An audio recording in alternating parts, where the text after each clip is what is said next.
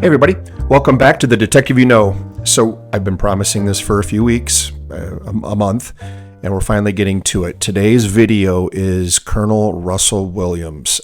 He is an Air Force pilot for the Royal Canadian Air Force, very decorated, actually flew the Queen of England around Canada. That's how high up he was and how prestigious and how well respected he was.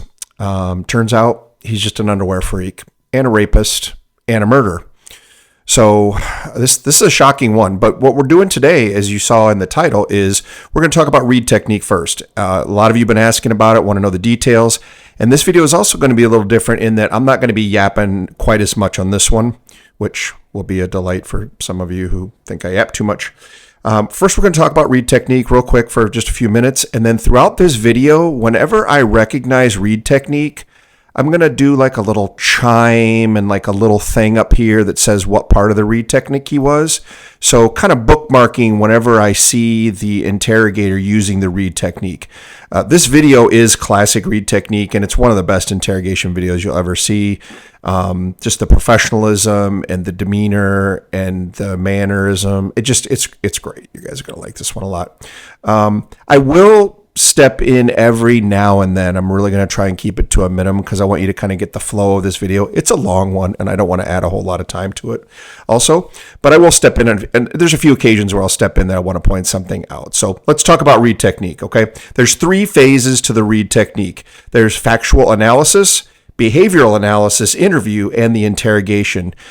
These are very important. The factual analysis is you need to go into the interview knowing what you got. You got to know your evidence, and you got to be confident in your evidence.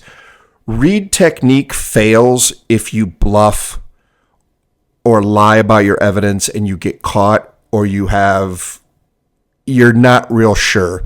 Reid-Technique is used when you're almost 100% sure that the dude you're interviewing and interrogating is the one that did it.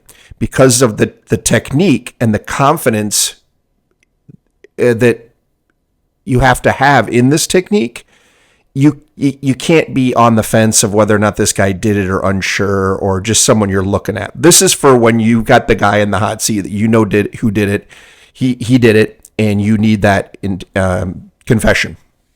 So the factual analysis, these are the definitions, I'm just reading them to you, is a review of the evidence to assess a suspect's probable involvement before any questioning begins. Okay, I would say if you've got a confidence level of about 90%, it's safe to use Reid-Technique.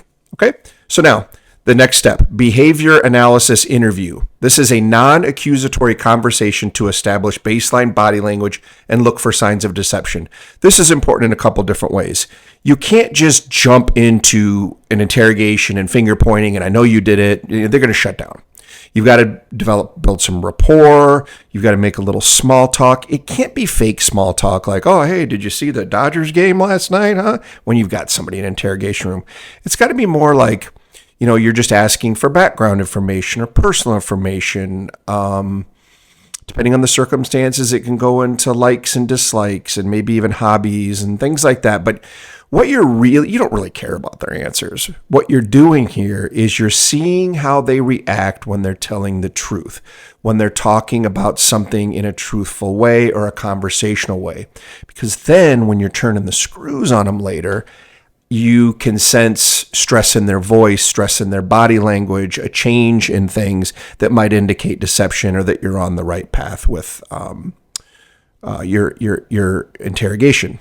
Okay, but the interview has to come first. You come in soft, you come in with the soft gloves, the velvet touch, and then you bring the hammer later. And the interrogation is the next of the three phases. The interrogation is the active psychological manipulation used only if the investigator is confident that the suspect is guilty. That's important.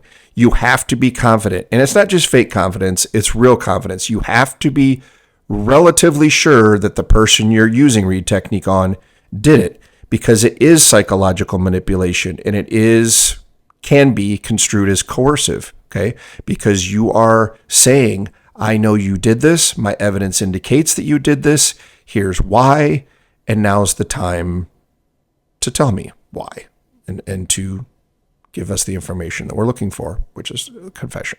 Okay.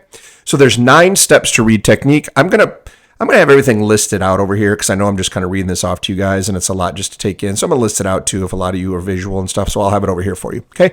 The 9 steps. Number 1, positive confrontation. Tell the suspect that they are pegged for the crime with absolute certainty. Okay.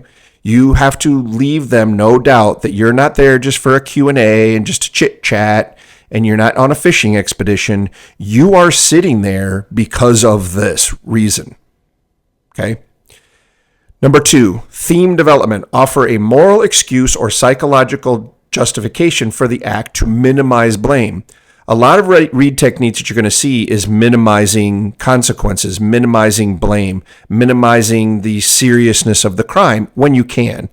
That opens the person up to, oh, well, maybe it's not as bad as I think. And offer a moral excuse. What that means is, okay, did you rob the bank because you've got a family of 5 at home who's starving in this economy and you can't feed them and you can't find work and you needed money for groceries? Or did you rob a bank to buy a bunch of jewelry so you look cool in front of your friends? There's a difference. When you offer somebody the moral excuse, they might lie and take the lesser just to make themselves look good to you, but it doesn't matter. You're looking for a confession. You're looking for admissions. The why doesn't matter, but you offer up the tell me why so that they get a chance to make it sound better. Okay? Number 3, handling denials. Cut off the suspect when they try to deny the action. You'll see that in really good Reid-Technique. You'll even see some of this. Nope. Don't want to hear it. Nope. Just. You'll see detectives even do that. They will verbally and even physically just cut somebody off. You can't let the person that you're interrogating go down a path of denial and explanations to the contrary. All you want to hear from them and where you're directing them is what you did, why you did it, give me the details. And when they start to veer off of that, you don't have time for that. Ain't nobody got time for that. Okay? Number 4, overcoming objections. Address and dismiss any reasons the suspect gives for why they are innocent. That kind of goes hand in hand with the denials. Okay? And one of the common phrases that we joke about after you take Reid, because it's in some of these corny videos that they make, but it's one thing that you can say is, look, my investigation clearly indicates that you did this.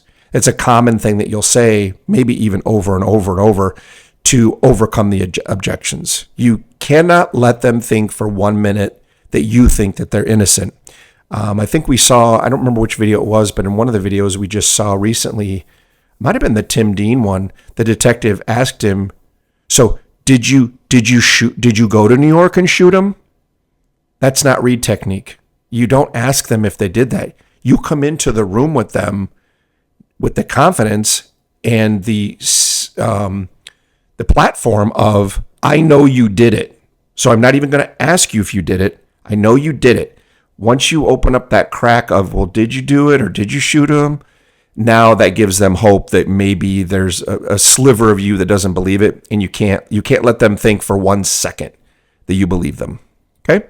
Number 5, retaining attention. Keep the exhausted or withdrawn suspect focused on the interrogator. You don't let them put their head down. You don't let them, lean back with their eyes closed or anything, that thing. You guys have seen what the interrogation room looks like. It's a focused environment. There's no distractions, and you can't let them off the hook. You've just got to keep the pressure on. It doesn't have to be high pressure, but you've got to keep the pressure on. You will see detectives leave the room for a while and come back. Not a bad technique if you feel like everybody just needs a break, or if your suspect kind of, if they think about things for a minute, they might get their head on straight and respond to something you just said. You'll see that every now and then. I typically didn't like leaving people alone. I would sit in silence with them, but I wouldn't leave them in the room alone because they'll just put their heads down and go to sleep or something else.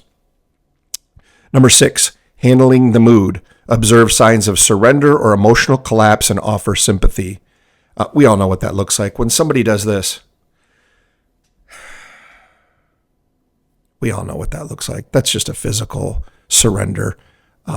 There's many different, I'm not a body language expert, but I've interrogated and interviewed enough people that I can sense when they're finally going to give it up or when they've just had enough. And you've you've emotionally and psychologically beaten them down to the point where, quite frankly, they just want to get out of the room. So they're like, okay, here's what I did, bro. Just stop. Okay, they've had enough. Number 7, creating an opportunity to confess. Present a face-saving alternative question that leads to an admission of guilt. This is great when you have co-conspirators because you can turn them against each other and you can convince the person that they were less involved than their buddy that's in the other room. And, hey, man, just tell me what he did, but I need to know what you did too. And, if you have 2 guys that robbed a bank and somebody shot the teller, the guy you're sitting with is going to claim to be the getaway driver. The guy in the other room's telling that guy he's the getaway driver, but they're both going to point the finger at the other guy as a shooter. Doesn't matter, man. If they're both involved, they both get charged with the same crime. Doesn't matter who the shooter, who the getaway driver was. So stuff like that works out great. Again, creating an opportunity to confess with the alternate question is a minimization again. Oftentimes the alternate question helps them to minimize, but also the alternate question is not, like I told you guys in the last video when I had that bank robbery suspect, I didn't ask him if he robbed the bank. I didn't ask him what he said when he robbed the bank.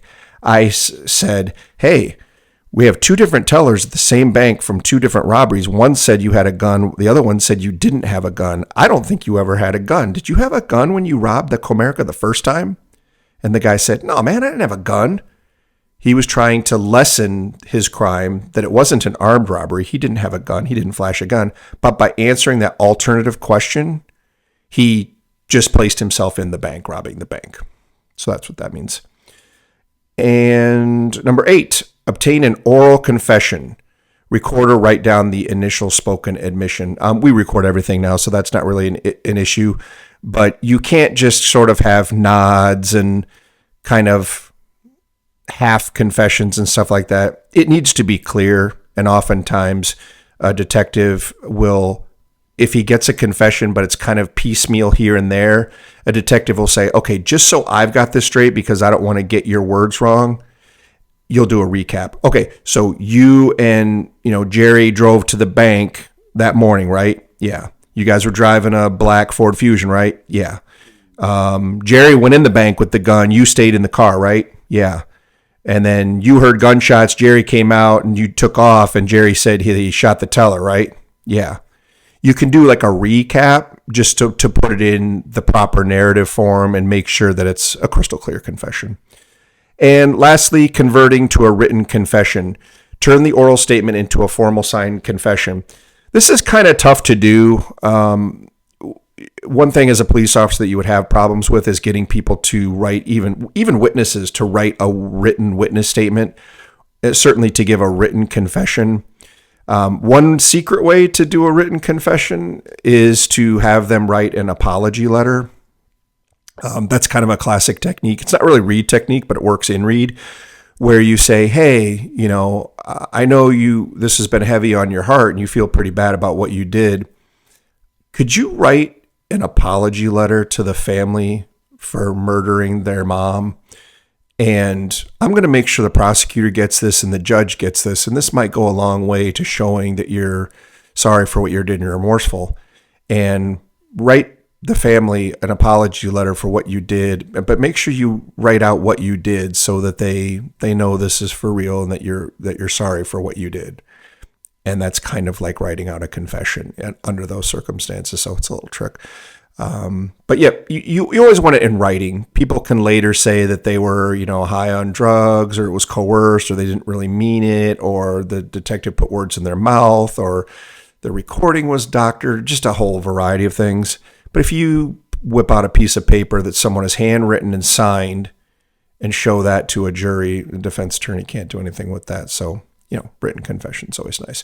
So that's the 9 steps and the 3 phases to Reid-Technique. Again, I'm going to do something a little different. I'm just going to make like a little chime, and I'm going to put which one of the steps you just saw when it happens.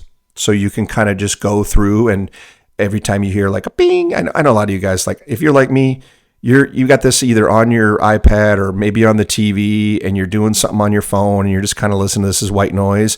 but you're still listening to it. But every time you hear a ping, you can look up and go, oh, that's just when this detective used the overcoming objections step of Reid-Technique or whatever. So, like I said, I'll keep the yapping to a minimum. So hope you guys like this one. This is a classic. If you haven't seen this one before, it's fantastic. The backstory, let me give you just a couple minutes of backstory so you don't have to go and watch something. So Russell Williams was a Royal Canadian Air Force pilot. Like I said, flew the Queen of England around Canada once even. That's how well respected he was.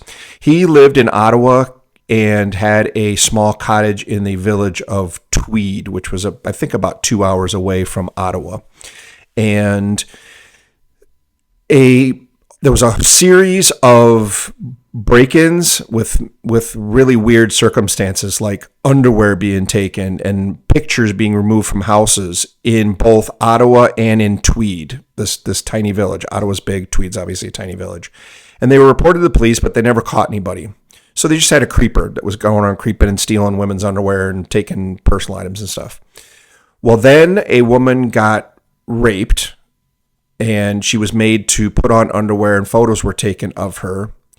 Then another woman, I believe another woman was raped, and then another shortly thereafter, and both of those were, I think, in Tweed.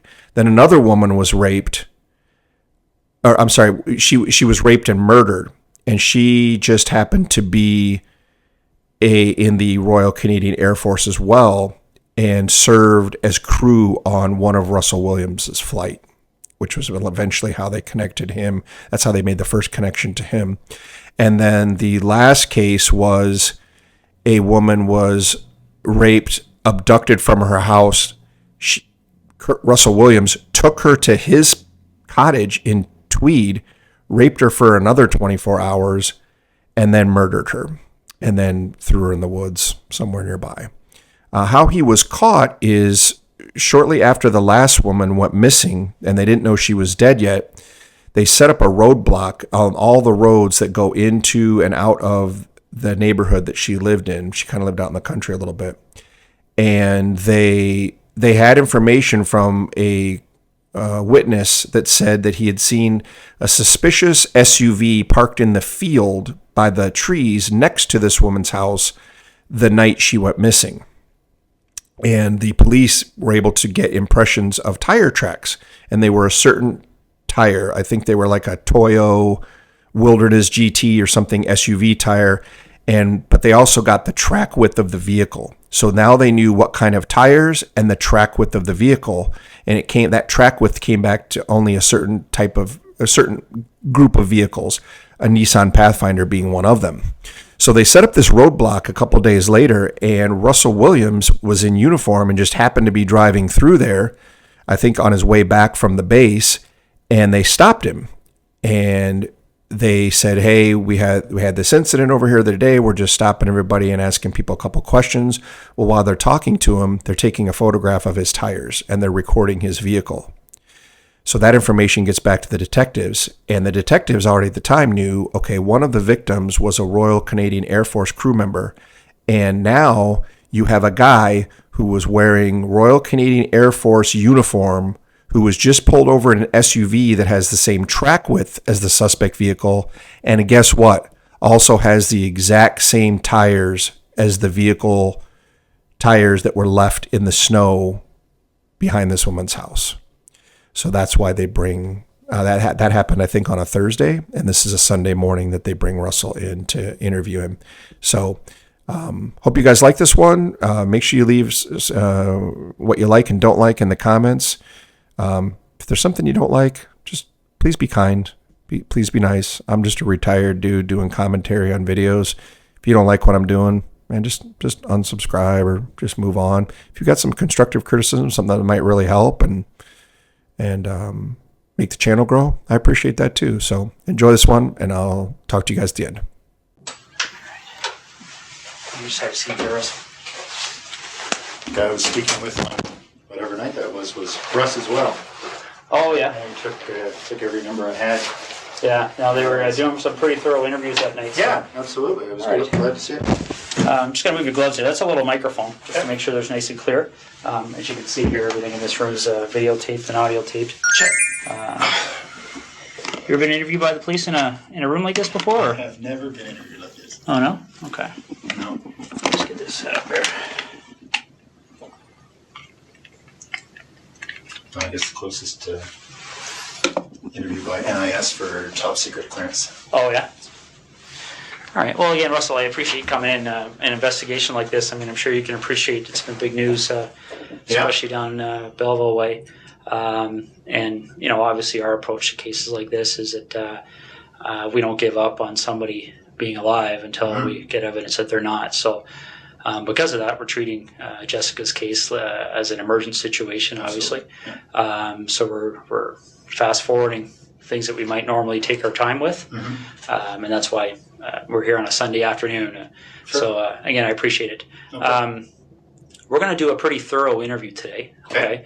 And the reason for that is because the last thing we want is to be calling people back again and again and again. Okay. So what we're going to do is we're going to go over a number of things, and I'm going to explain what all those are to you. Okay. I'm a big coffee guy. I don't know if you're a coffee guy or not, but I didn't want to drink in front of you. So no, I appreciate that. All right, go ahead. I could definitely. Are they black? Yeah, they're just black with sugar.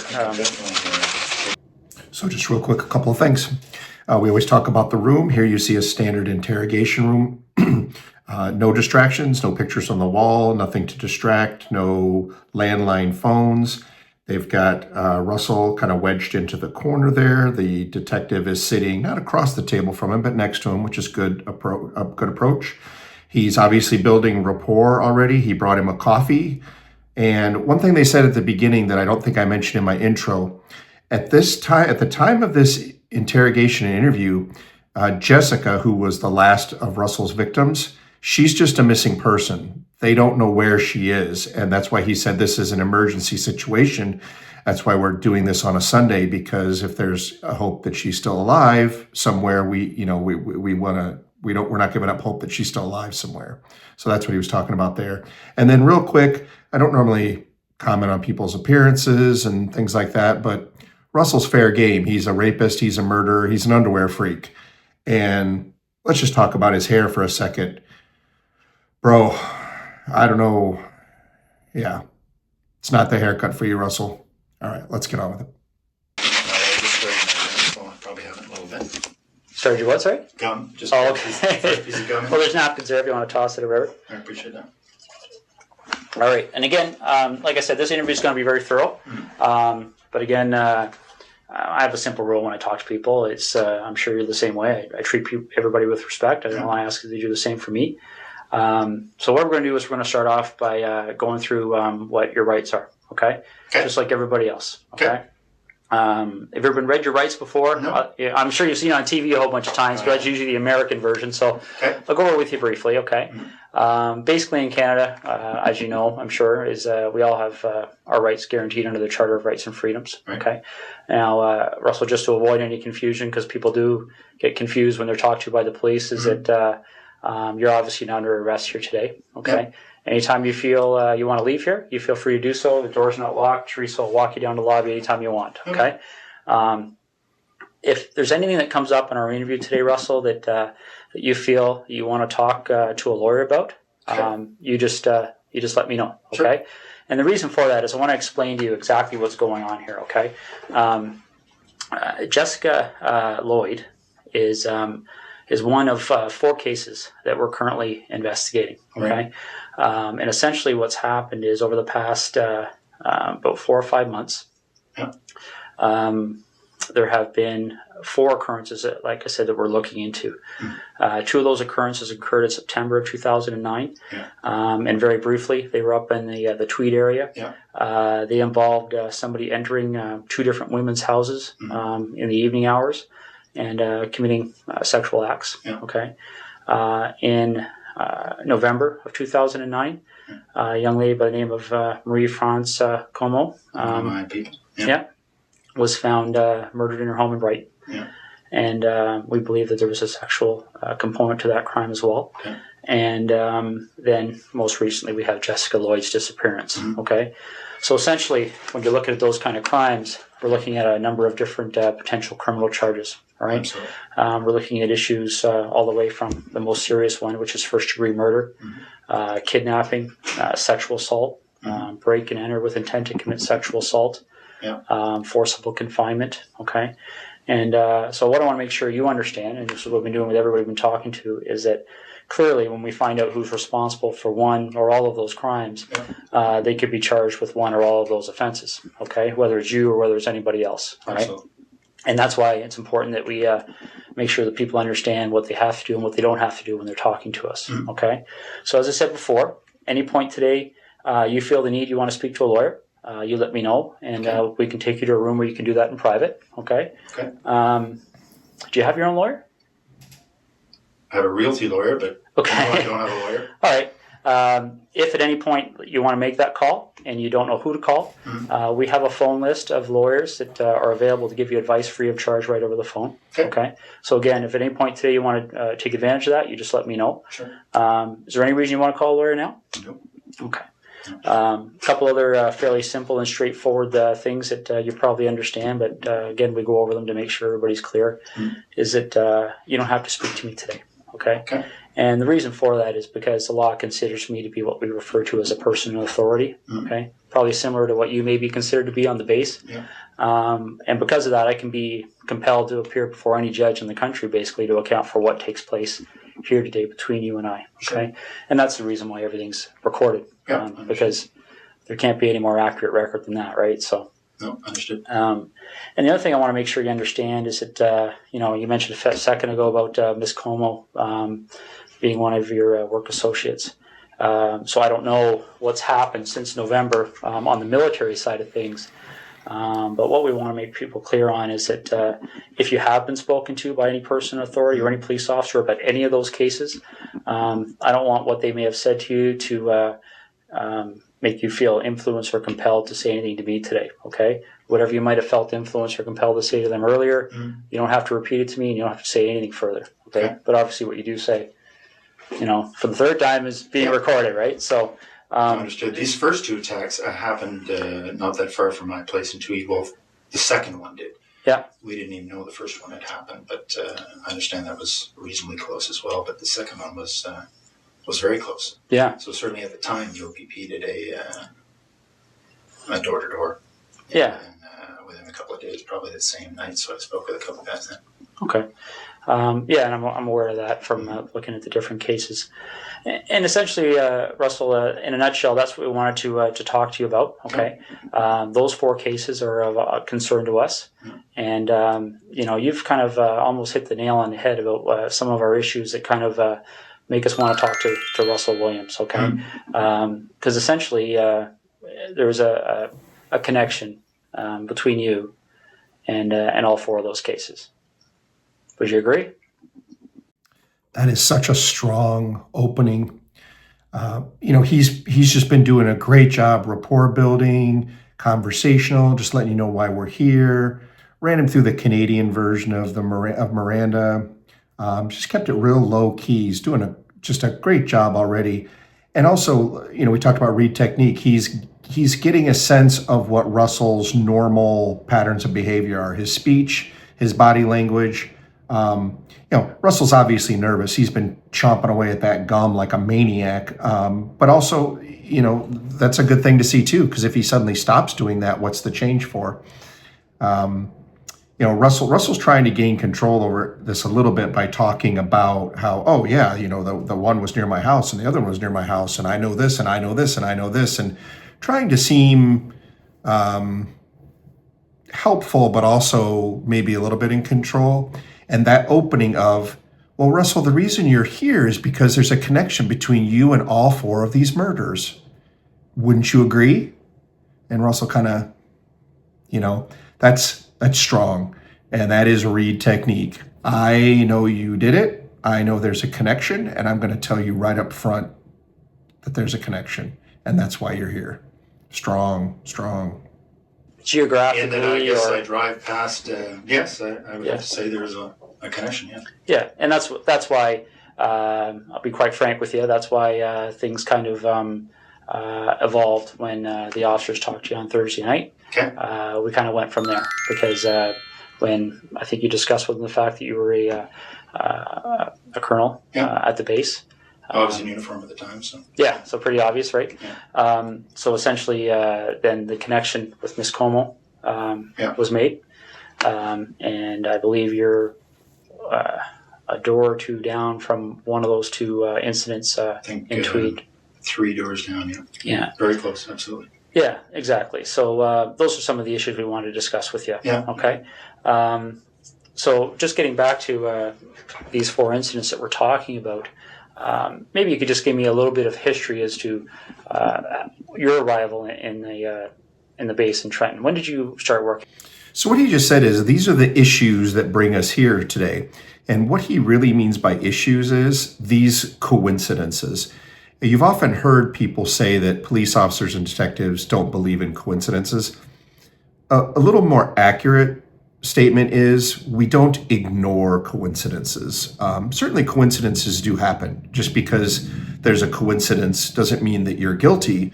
But if you're a police officer or a detective and you ignore coincidences and don't look at them cynically, you're not doing very good at your job. And what he's saying here is, look, Russell, it just so happens that one of the victims was on one of your flights and is in the military like you. It just so happens that 2 of the victims live, meters or blocks away from your house in Tweed. It just so happens that, and then he's going to get into all the other coincidences later, such as the tire tracks and the footprints, et cetera, like that. But that's what he's basically telling Russ right now. Russ, there's a lot of coincidences, and we haven't ignored any of them. There.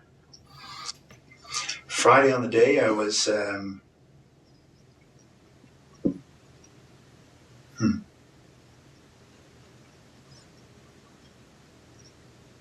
Friday on the day, I was at home most of the time. Most of the day, I had a sort of a stomach flu. Okay. In Ottawa or Tweed? Tweed. In Tweed? Okay. Yeah. So we backtrack then.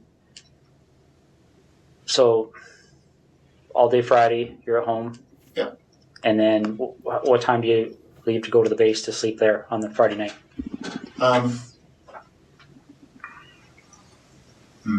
Not sure. Probably just went in for just before bed. So I probably left Tweed between 8 and 9 or so. Okay. And you get to the base and spend the evening there and get up for the 5:30? Yeah. Okay. That's right. So we backtrack from there. When did you arrive at your home at the cottage? I don't want to get confused between your home in Ottawa and the home in Tweed. So, no, I had been in Tweed all week. Yeah. The week prior now. Yeah, I think that's the case. I was in Tweed all week. Flew Saturday. Headed to Ottawa Saturday night. Okay. So if you didn't have the stomach flu on the Friday, what was your schedule that day? 8, really. Okay. What would have been my schedule? Just a standard schedule in the office. Okay. So, ops brief in the morning, a couple of meetings. I can't remember what the specifics were going to be. Okay, so Thursday night you slept at Tweed, or you? Yep. All right. And what did you do Thursday during the day? Thursday during the day, I was at the base again. I think it was a fairly standard day. I can't recall exactly, but yeah, nothing. I was not flying, so I was at the base. So I would have gone in early in the morning, back in the evening again. Okay. Do you remember what time you left the base that night?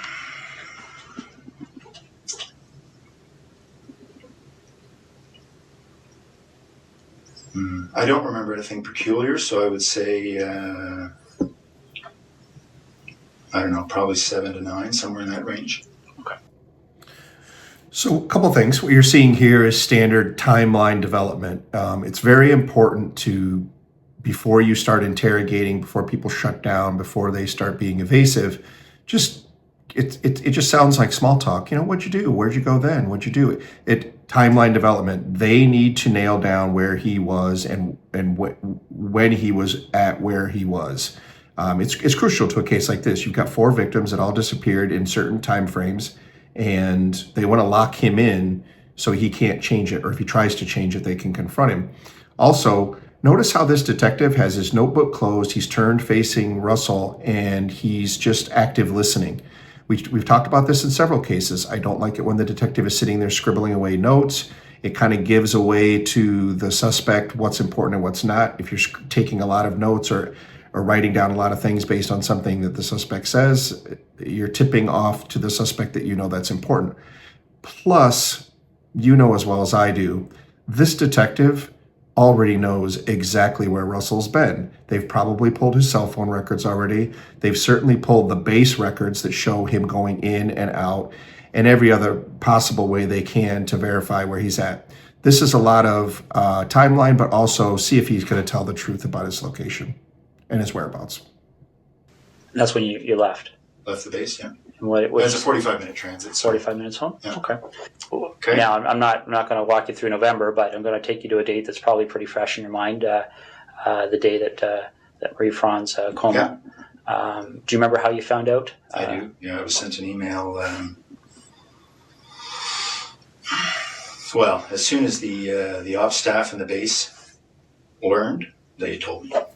Okay. So I got an email. I can't remember if it was late at night, early in the morning. It was certainly, I saw it, I want to say first thing in the morning, because I had just come back from Ottawa. I was in Ottawa for a set of meetings on one of the days. I can't remember what day of the week we're talking about, but yeah, no, I mean, obviously when your people gets killed, it gets your attention. So. Absolutely. Yeah, I very much remember that coming in. And how did you know Marie-Fran's coma? I'd only met her once. She was on a crew I was on just after I got to the base. Okay. So I can't even remember. I think it was a one-day trip. I did a number of trips in Canada, transporting our troops, sort of first leg out of Edmonton. We tend to hopscotch them across until they get into theater. So anyway, I can't remember which trip it was, but we did a number of them out to Edmonton just to pick up the troops, bring them to Trenton, and then put a fresh crew on, because we'd fly out and back in the same day, so pushing the edge of that. And fresh crew on, and they'd continue on after a couple hour delay. Okay. Do you know roughly when that happened? That we were on the same crew? The time you met her, the one time there, yeah. It was soon after I got to the base, so I don't remember exactly, but I would say in the first couple of months, so August, September. Okay. Yeah. Now, you got that email notifying you that something had happened. Yeah. Do you have any kind of a clear recollection as to how your schedule was going that week? Well, I can't remember what day that the message came in. Just a second.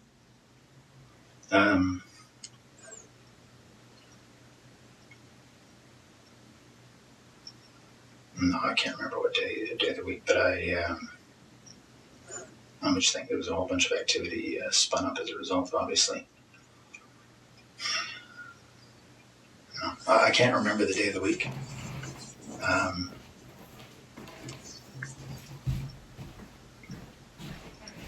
I'm just trying to think through the news reports I read. No, I'm sorry, I can't remember what day that was, but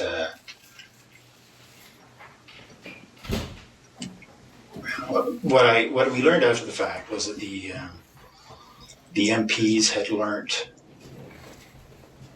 of her death, I think quite a bit after her body had been discovered. Okay. So I think what happened, sorry, just a second.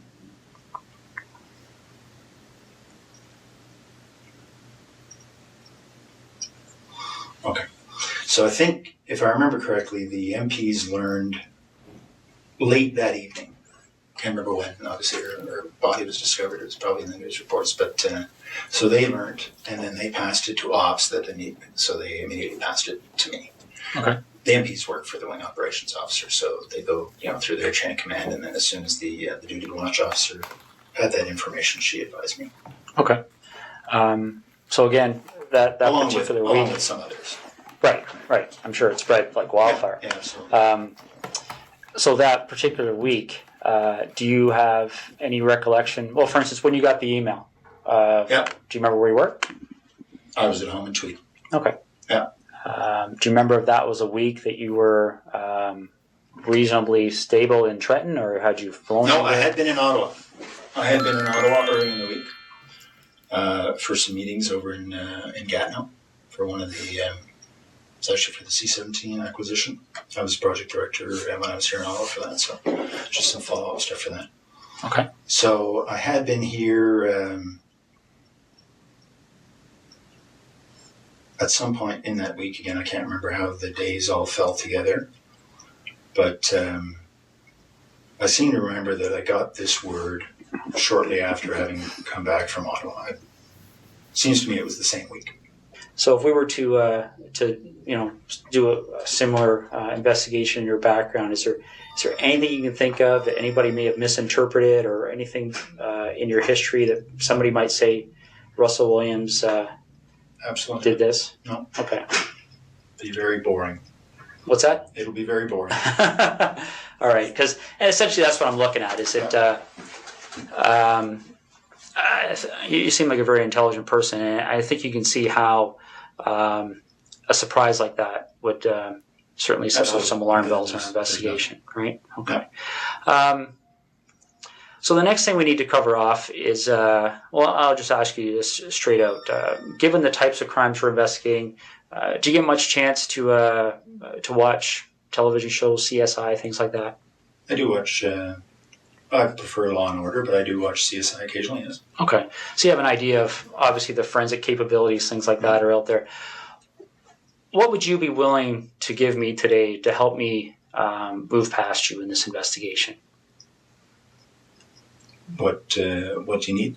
Well, would you be willing to supply things like fingerprints, blood samples, Sure. things like that? Yeah. Okay. Footwear impressions. Yeah. Okay. All right. I think that's what we're gonna ask you to do. Okay. All right. Now we have a process we have to go through to do that. Okay. And for the blood sample, I don't take the blood sample. We have specially trained officers that are trained to do that. Okay. I'm going to step out and make sure they're still available. Can I assume you're going to be discreet? It's possible. Yeah. Because this would have a very significant impact on the base if they thought you thought I did this. Well, bottom line, Russell, that's one of the reasons we're here. So it's interesting, a thing that Russell just said. Can you be discreet? This detective is very smart too. He's listening and he pays attention to what Russell just said, and he uses that as sort of a theme throughout this interrogation. And later you'll see he uses it as the pry bar to get the confession out of Russell. The detective is now aware that Russell is concerned about his image, his reputation, his standing, not only among the military people that on his base and that are underneath him in the military, but also his wife, his family, his friends. He's very concerned about that. And that's going to play into this later. You'll see. On a Sunday afternoon. Okay. The military certainly be of great assistance to us, especially in relation to Miss Como's investigation. Mm-hmm. So that's certainly one of the things that went into our decision to give you a call at home today and see if we could deal with this today. Okay. So, okay.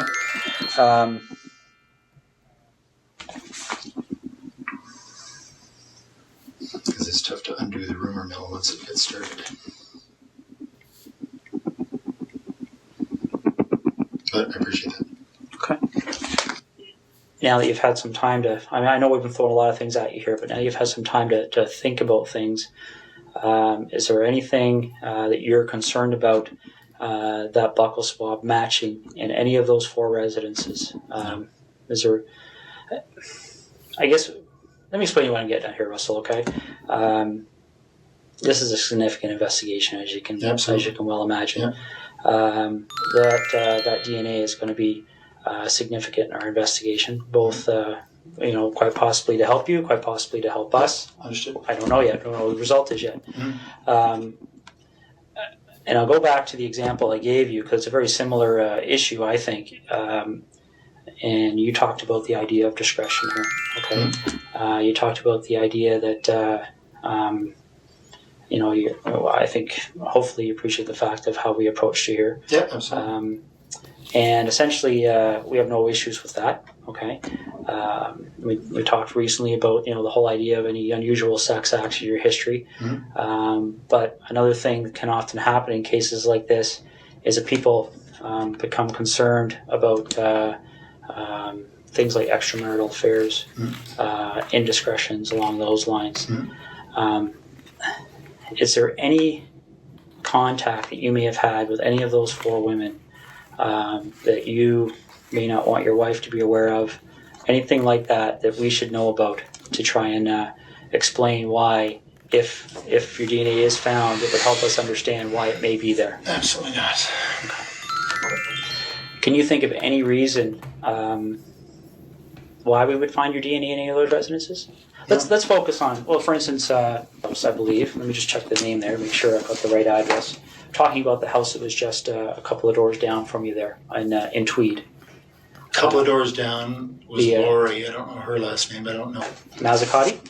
I don't even know what her last name is, but there's the woman down the road, 3 doors down. Her name is Lori. I don't know her last name. All right, let me just make sure we're on the same page here.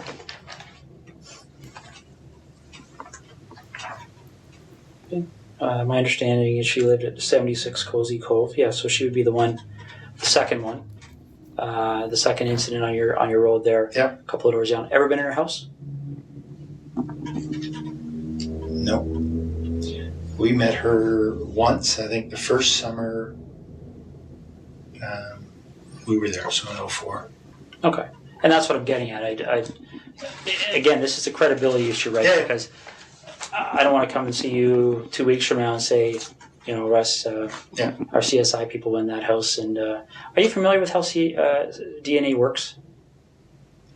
I think broadly, yes. I would guess so. One of the challenges we have in 2010 with DNA is it's become so precise that I guess the best way to explain it is I can think back 15 years ago when I started in violent crime investigation. Yeah. For us to get a DNA match, the sample we had to find was, probably would have filled half of one of these cups. Because they destroy so much of the sample in the testing. Okay. Essentially, DNA has become more and more precise to the point where when you and I walked in this room earlier today, we could have sat down, talked for 30 seconds, walked out. CSI officer could have come in 3-4 days from now, did some swabs here, and he would have found your DNA and my DNA, and probably a lot of other people's DNA. Sure. A little bit gross to think about, but essentially, as we talk, a little bit aspirate comes out of our mouth that contains our DNA, our blood, or our skin cells contain our DNA, and that's what I'm getting at. If you were ever in Lori's residence, quite possibly, quite innocently, your DNA could be in that residence. Has there ever been a time you've been in there? No. Okay. What about the other lady down the road on? I hadn't even heard that name, so no, I don't actually know who that was. Okay. Have you ever visited Marie-France Como at her residence? No. Okay.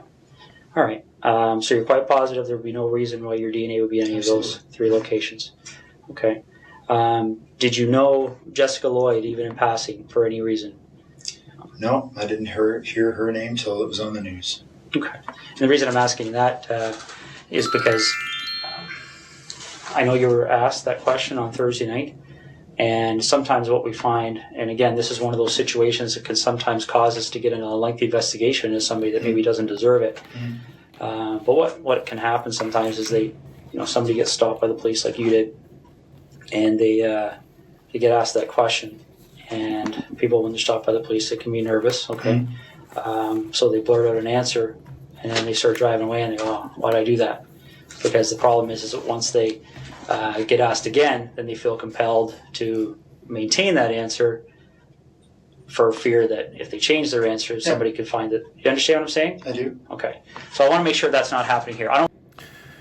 So we're still in the behavior analysis and interview portion of this interview and interrogation.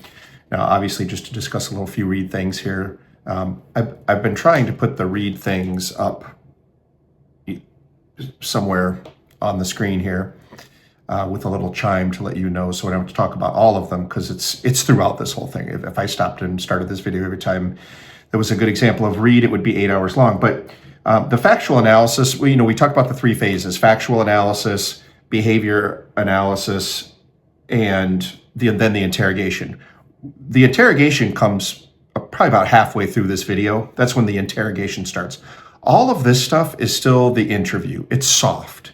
It's light hands. But what he's also, part of that is you're looking at the behavior, the words, the body language of the person you're interviewing.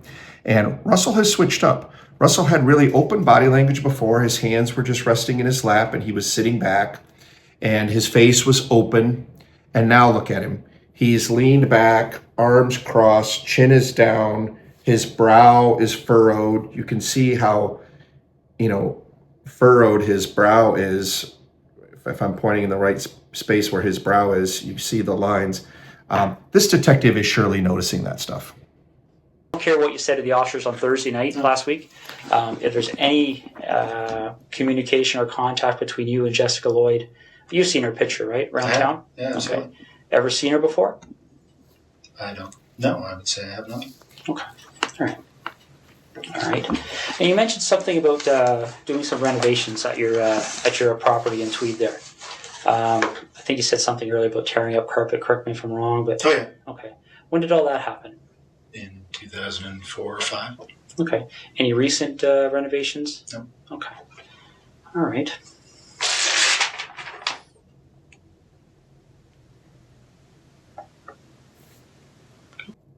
I just want to interrupt real quick and touch on this. What the detective just did is so smart too. You don't keep your questions chronological. If someone's lying to you or telling you a story or is being deceitful, they can usually keep their story straight in a timeline, in a chronological way.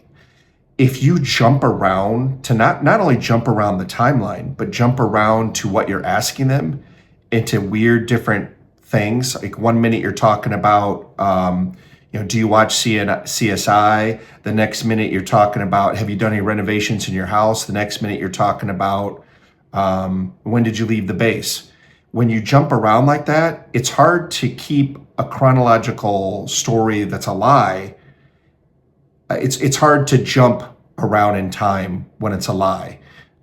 You've remembered it from beginning to end, A to Z, but you can't jump from A to Q to C to R to M to X. You can't do it. That's what he's doing right here. It's very, very smart. This is one of the best detectives you'll see. And contrary to the last one, the Tim Dean video, where that was probably one of the worst interrogations you ever see, this may be the best one you ever see. Just want to make sure I'm covering all the bases here.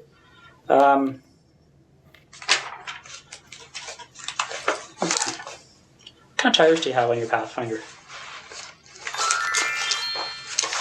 I think they're Toyo.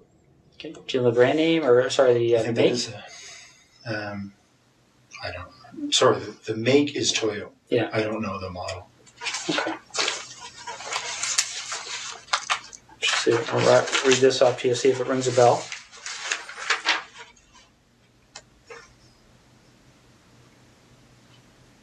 Ever heard of, does Toyo Open Country HTS That sounds make any right. sense? Yeah. Okay. When did you have those tires put on your Pathfinder? Well, it's the second version we've had of them, so I think it might have been this past fall. They replaced other ones we'd had on the same. Okay. Well, Toyo, I can't say that they were exactly the same model, but our dealership here in Ottawa says they're very popular for the Pathfinder, so Okay. they were good. They lasted a long time. All right. I've had to. I think you were talking about the whole idea of the MPs helping us with our investigation, stuff like this. You have the same system as we do at our headquarters with the swipe cards. one of the things one of our investigators did is they made a call while I was talking to you there because we were trying to work through that week of the 23rd of November. Okay. 23rd being the Monday, 24th being the Tuesday. Okay. What they've told us is that, and I want to make sure I get this right, is that on the 23rd, your swipe card was being used at the base. Okay. Okay. On Tuesday, 24th, there was no use of your swipe card. Okay. And then on the following days, the Wednesday, Thursday, Friday, there was what appeared to be average activity of your swipe card in the base. Does that make sense to you? It does. That says that I was in Ottawa on the Tuesday. Okay. Do you remember where in Ottawa you were? Yeah, I was in Gatineau with, as I said, meeting about the C-17. Okay. Now, again, I want to be fair to you here. We're going back 2 months. Yeah. Are you sure that would have been the day you were in Ottawa? Well, only because I wasn't at the base. Okay. So I can't remember, honestly, that's the day I had the meeting in Ottawa. But if I wasn't at the base, it was because I was here. Okay.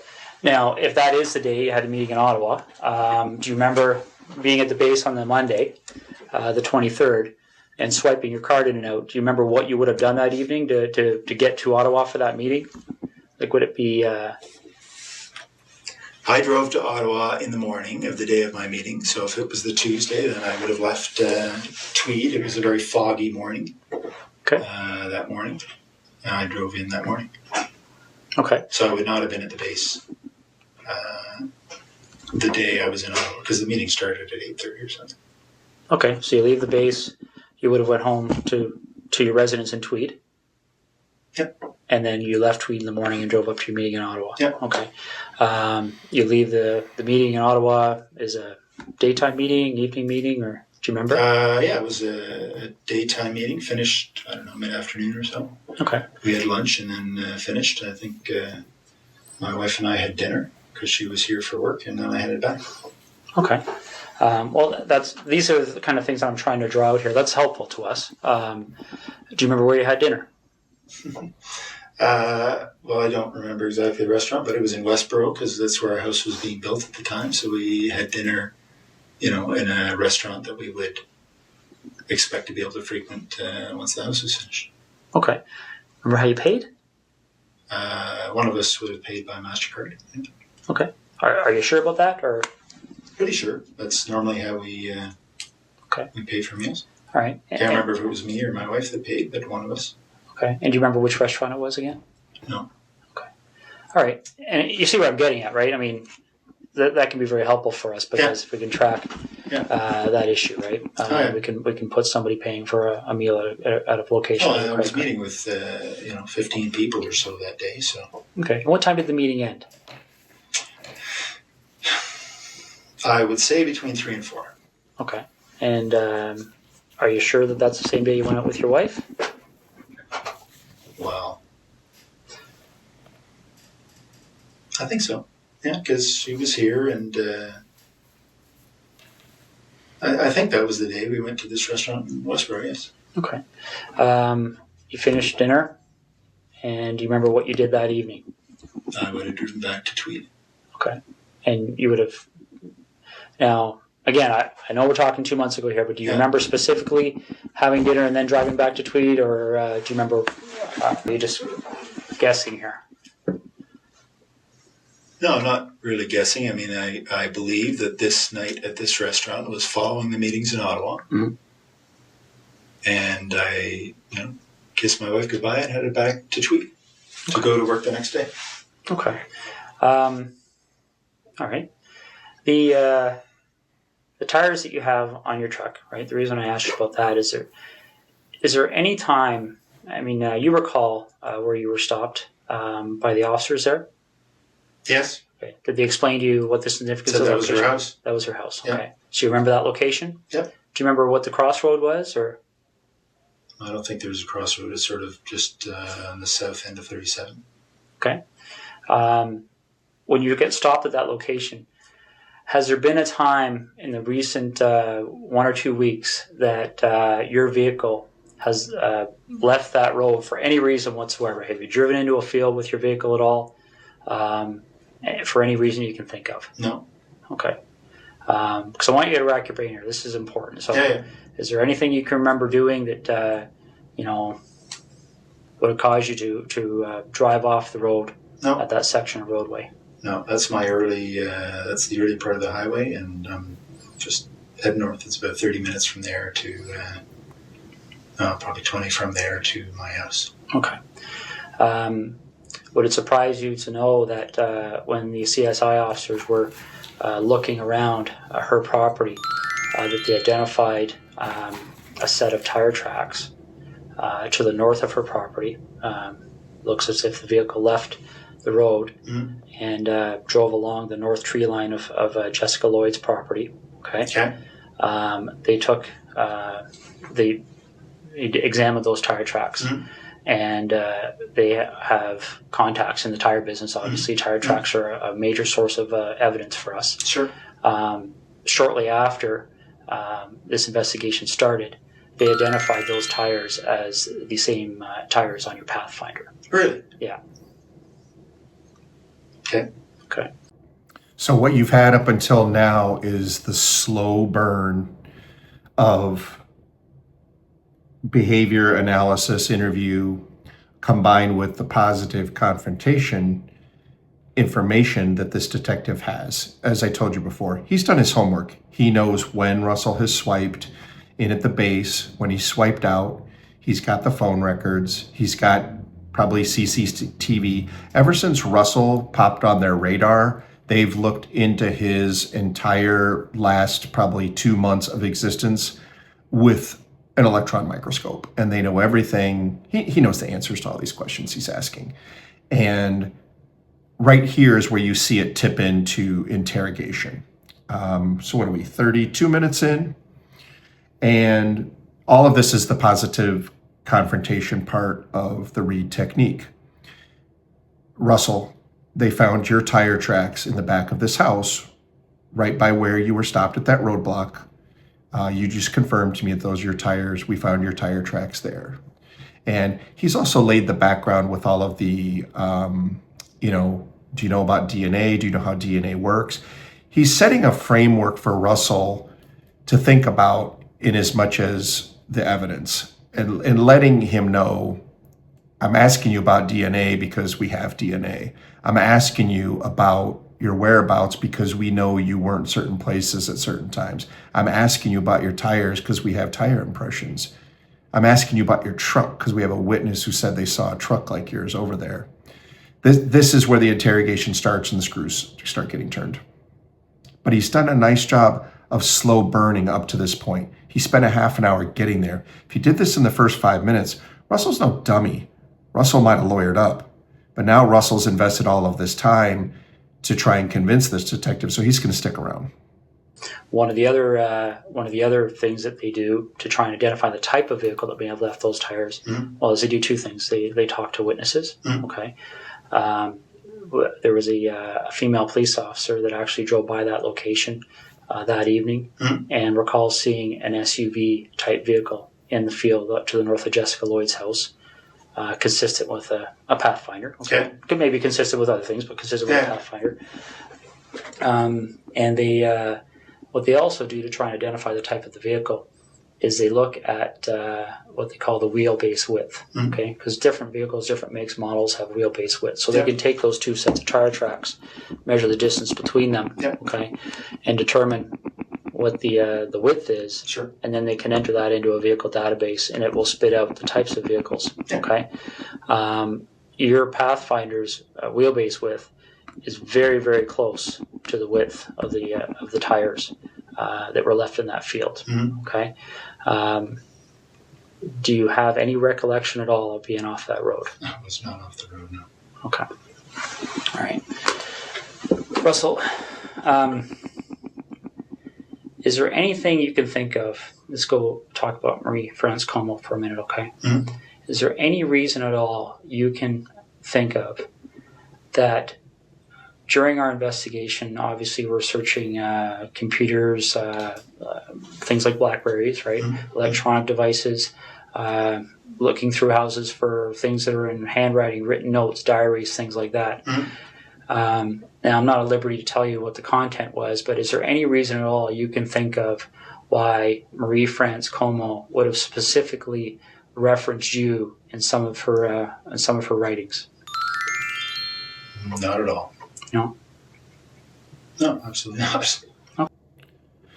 Marie-France Como, who was served on the air crew of a flight that Russell took for the Air Force just prior to this, her being murdered, obviously caught the whiff of underwear freak on Russell and wrote about it in her journal or her diary.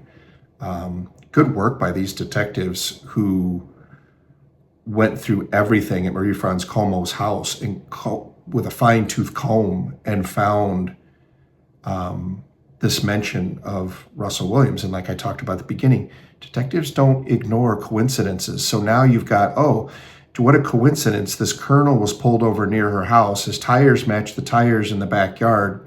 His boot prints match the boot prints in the backyard. The track width of the vehicle matches the track width of his Pathfinder. And he's got a place in Tweed where all these underwear disappearances and where 2 of these events occurred. And this woman also now mentioned Colonel Russell Williams in her journal. I mean, the coincidences are just piling up so much. And that's what this detective is doing. He's letting Russell know, Russell, there's just too much stuff. Okay. Is there anything that she ever said to you that led you to believe that there might be something more than a passing interest with her towards you? Not at all. No, we spent, one flight together talking. I'd go back occasionally and talk. No, if that's the case, that's very surprising. Okay. All right. You have any questions for me right now? No. I'm just going to step out and see how things are going, okay? I mean, it is a Sunday, but there's probably 60, 70 people working on this file, so there's a lot of things happening. Sure. So let me go out and see what's happening, and then I'll come back in and we'll hopefully continue, okay? I told you when I came in here that I'm going to treat you with respect, and I've asked you to do the same for me. We talked about the whole idea of how we've approached you here, okay? The trying to be as discreet as possible, okay? But the problem is, Russell, is every time I walk out of this room, there's another issue that comes up, okay? And it's not issues that point away from you. It's issues that point at you, okay? And I want you to see what I mean, all right? This is the footwear impression of the person who approached the rear of Jessica Lloyd's house on the evening of the 28th and 29th of January. Yeah. Okay? All right? Now, I want you to keep in mind that this is slightly smaller, okay, in scale. Okay? Okay. All right? That's not to scale. The footwear is actually bigger. Okay. If you look here on the ruler, you'll see that 1 inch is just slightly smaller than an actual inch. Okay? But this is the way it prints off on the computer. Yeah. I'm going to move this over so you can see what I mean, all right? Because essentially when you're dealing with footwear impressions, we have a gentleman on the OPP who's basically world-renowned. His name is John Norman. And essentially with footwear impressions, you're in a situation where you're pretty much in the area of fingerprints, okay? And essentially what we're talking about here is, especially when you start adding in other pieces of information that support an investigative position. Okay. This is a photocopy of the boot that you took off your foot just a little while ago. Okay. Now, I'm not an expert in footwear impressions, so I rely on the experts. Footwear impressions are very much like fingerprint comparisons. Okay. You take a look at this print, and again, this is one print. This person walked through, there's several different prints to compare. So we're going to get features off of one print to compare, features off of another print to compare. Yeah. These are identical.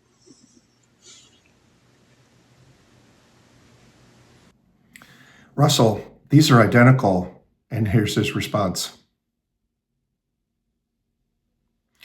Russell's starting to short circuit. He can't even speak. A couple things here. We always had a saying in the Detective Bureau when we would catch somebody, and it was usually because of something really stupid that the suspect did or said. It was, we don't catch the smart ones. And because there's always something dumb that they do that allows you to catch them. Russell literally wore the boots that he wore to Jessica Lloyd's house in the snow and left footprints. He wore those boots into his interrogation at the police department for the disappearance of Jessica Lloyd. We don't catch the smart ones, people. Your vehicle drove up the side of Jessica Lloyd's house. Your boots walked to the back of Jessica Lloyd's house on the evening of the 28th and 29th of January. Okay, you want discretion. We need to have some honesty, okay? Because this is getting out of control really fast, Russell. And there's some of your theme development and your creating an opportunity to confess. So remember earlier, Russell said that he wanted it to be discreet. He didn't want it to get out to the base that they were taking his DNA sample. He didn't want it released to the base that he was a suspect in this. He wanted discretion. The detective just said, you want discretion? Well, now's the time to start talking. And, we can give you some professional courtesy and some discretion. This detective is really on the ball. Oh, and one more thing about the footprints too. Before you think that footwear impressions aren't like fingerprints, like he says, because it's like, oh, well, there's 10 million pairs of Air Force One Jordans out there, so how can they be like a fingerprint? Well, every shoe wears differently. Some people walk on the outside of their foot, some people walk on the inside, some people drag their toe, some people come down hard on their heel. You might get a cut on the bottom of your shoe from a rock or a piece of glass, or something might be stuck in the bottom of your shoe. And when you leave a footwear impression, all of those distinguishing characteristics of your shoe are going to be left in the impression. And let me just tell you one thing. Snow and like slightly wet dirt give amazing footwear impressions. I can think of 3 or 4 cases right now that I had where I caught people based on their shoes. Russell's boots probably have some defining characteristics, some defining wear patterns, which is why this detective is able to say, this is your footprint. Same with tires. Tires wear differently. If your alignment's off, or you have a patch in your tire, or you get a piece of glass stuck in your tire, or a screw or something like that, the impression that your tire will leave will be also pretty unique as well. So, he's right in expressing his confidence, along with all the other coincidences that Russell did this. Okay, really, really fast.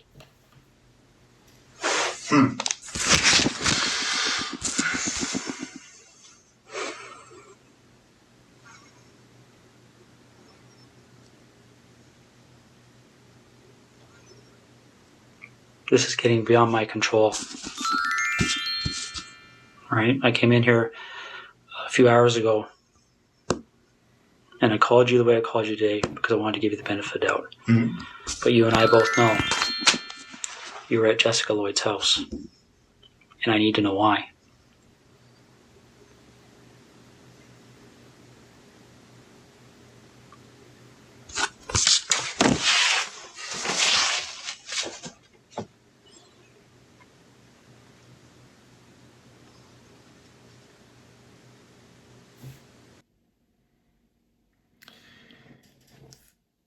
The detective just said, we both know that you were at Jessica Lloyd's house, and I need to know why. Again, that's positive confrontation. That's not asking, were you at Jessica Lloyd's house? It's saying, I know you were.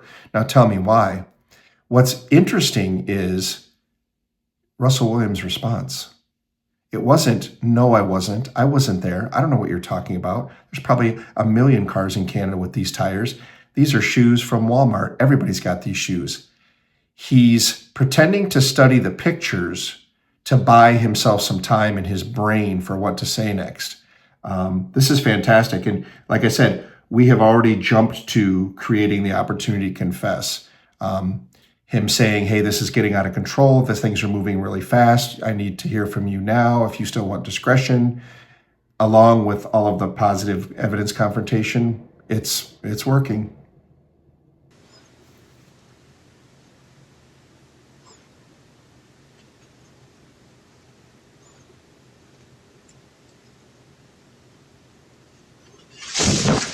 I don't know what to say. It's Well, you need to explain it, because this is the other problem we're having, Russell. Okay? Again, these decisions are made by me. Right now, there's a search warrant being executed at your residence in Ottawa. Okay? So your wife now knows what's going on. There's a search warrant being executed at your residence in Tweed, and your vehicle's been seized. Okay? You and I both know they're going to find evidence that links you to these situations. Okay. You and I both know that the unknown offender male DNA on Marie France Comeau's body is going to be matched to you, quite possibly before the evening's over. Okay. This is a major investigation. The Center of Forensic Science is on call 24 hours a day helping us with this. Your opportunity to take some control here and to have some explanation that anybody is going to believe is quickly expiring. He just got carpet bombed by the detective here.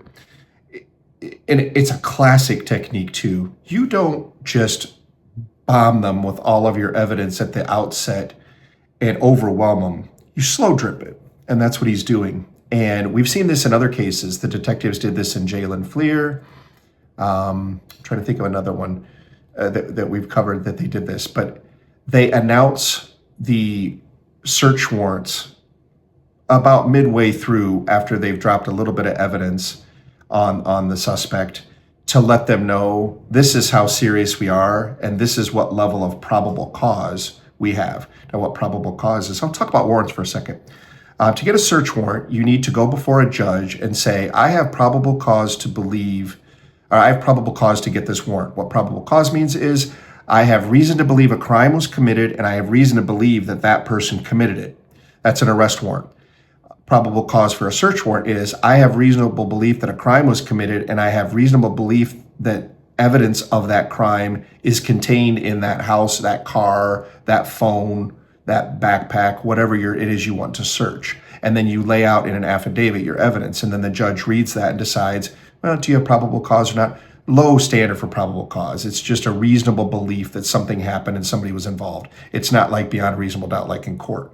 So it's pretty easy to get a search warrant.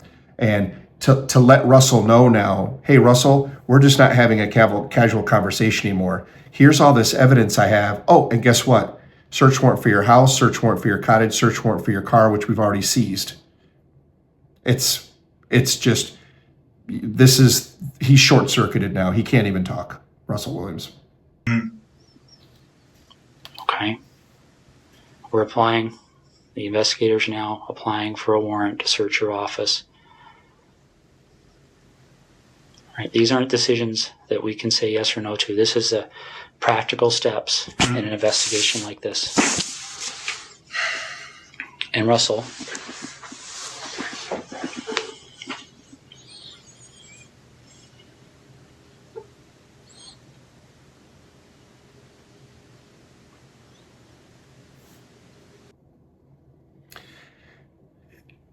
this is what a lot of detectives can't do and don't do, and they lose the confession. They just keep talking. One of your things of Reid is to create an opportunity to confess. Someone can't confess if you're yapping and you're talking and you're going on and telling them all the reasons that they should confess. And part of being a good detective is knowing when the person you're interviewing knows that they're hit. This detective just suddenly stopped talking and is even physically covering his mouth, maybe to make sure he keeps himself from talking, because he has just come to the realization, you can almost see a light bulb over his head in his observations of Russell and Russell's body language and lack of speaking and lack of denials and lack of pushback. This detective hasn't even had to do the handling objections and overcoming denials and all that stuff. He's just skipped straight to getting the confession, and he knows it. And he is shutting the F up to allow it to happen. And for Russell to be free in his brain with his thoughts and figure out what he wants to say. This is so good, you guys. This is so good.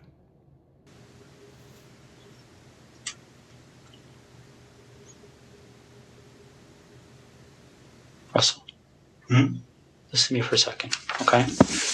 When that evidence comes in, when that DNA match, when that phone rings and somebody knocks on this door, your credibility is gone, okay? Because this is how credibility works, all right? And I know you're an intelligent person and you probably don't need to hear this explanation, but I also know your mind's racing right now, okay? Because I've sat across a lot of people in your position over the years, okay? The bottom line is that as soon as we get that piece of evidence that solidifies it, DNA, okay? As soon as the expert in footwear impressions, the expert in tire impressions calls and says, yes, I've examined those and they're a match, it's all over. Because as soon as that happens, where's your credibility? Where's your believability?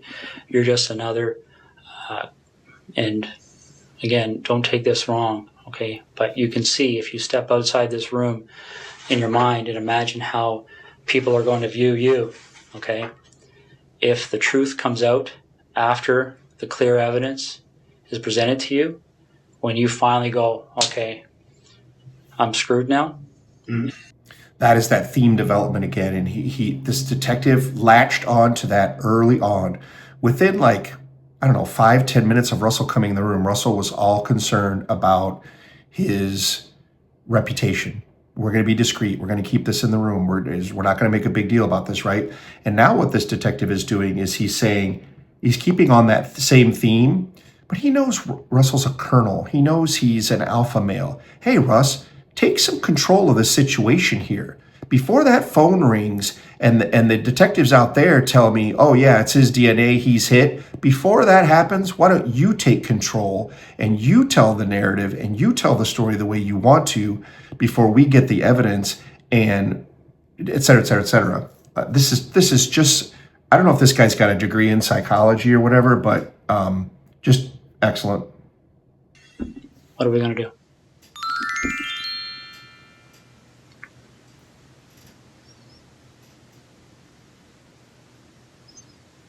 Russell, you know there's only one option. What other option is there? What's the option? Well, I don't think you want the cold-blooded psychopath option. I might be wrong. Okay? Because don't get me wrong, I've met guys who actually kind of enjoyed the notoriety, got off on it, got off on having that label. Bernardo being one of them. I don't see that in you. If I saw that in you, I wouldn't be back in here talking to you, quite frankly.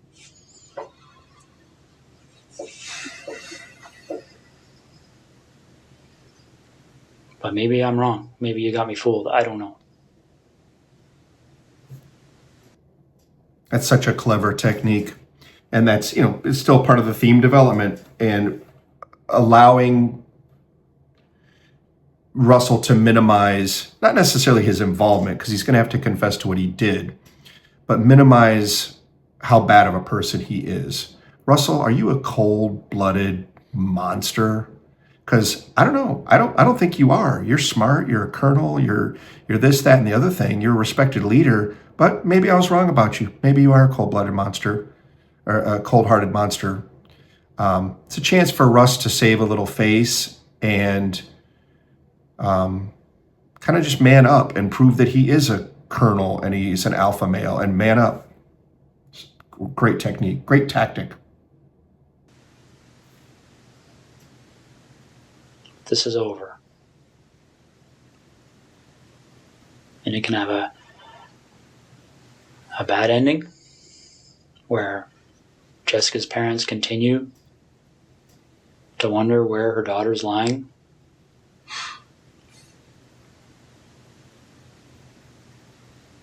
And I don't know. I mean, obviously, there's a huge search still underway, and it'll continue.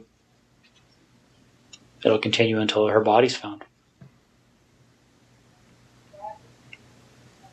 That might even happen tonight, for all I know.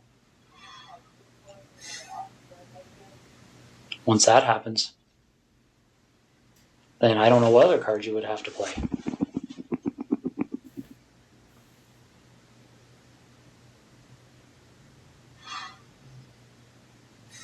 What are we going to do?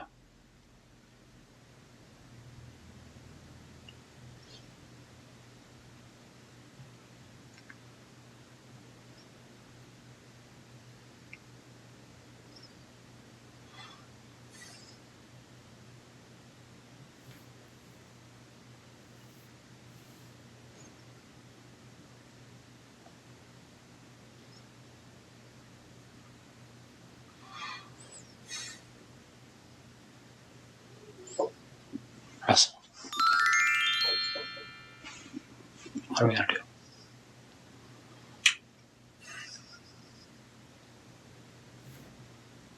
Call me Russ, please. So the detective has been calling Russell the whole time, which is interesting. He doesn't call him Colonel. He's brought Colonel Russell Williams, decorated Colonel Russell Williams, onto a level playing field, maybe even a less than level playing field with this detective by calling him Russell the entire time. That's deliberate. You don't want to give him any confidence of his position. As a matter of fact, when Colonel Russell Williams was talking within the first minute of walking in the room about his top secret clearances and stuff, the detective was like, oh, okay, that's nice, and just moved on. Doesn't want to empower Colonel Russell Williams at all. And he's kind of neutered him a little bit by calling him Russell. Well, now Russell Williams has just said, after being called Russell for the last 44 minutes, has said, call me Russ.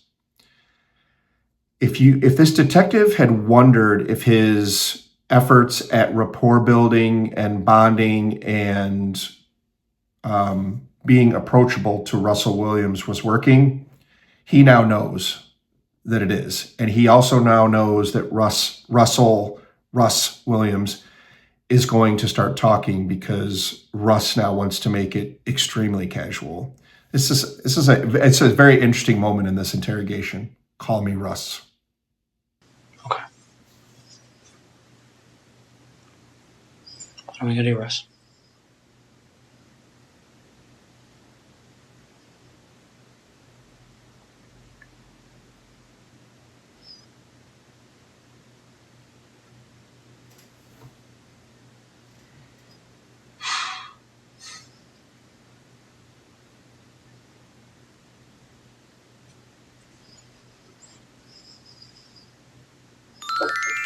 Is Jessica somewhere we can find her easily? Like, is this something where I can make a call and tell somebody to go to a location and they're going to find her, or is this something where we have to go and take a walk?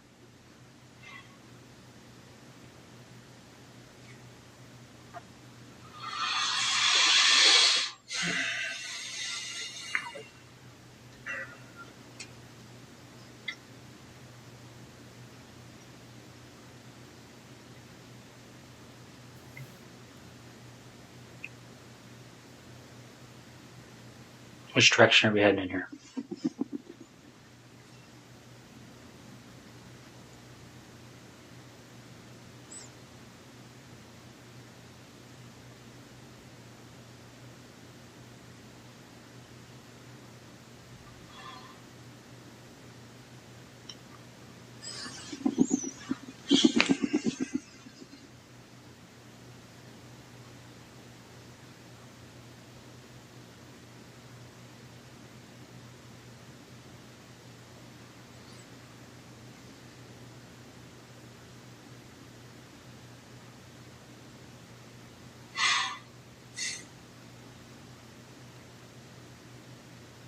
Russ, maybe this would help. Can you tell me what the issue is you're struggling with? That's a great question. So they're kind of at an impasse right now. The detective knows Russell's close to confessing because he's not denying. And Russell knows that he's hit and knows that because he hasn't been denying that he's going to have to say something. They're having a Mexican standoff right now. All that's missing is like the dramatic, suspenseful music, and this could be a movie scene.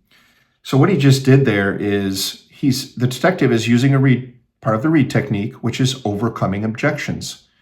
Even though Russell's not verbally objecting. He's non-verbally objecting by not confessing. And the detective's just like, Russ, what do I need to do? What can I do for you? What do you need? That's a way of overcoming this non-verbal objection. It's excellent. Excellent. He's not getting frustrated. He's not slamming his fist on the table and saying, come on, just tell me you know it. You know, I mean, that's just a great pivot point there.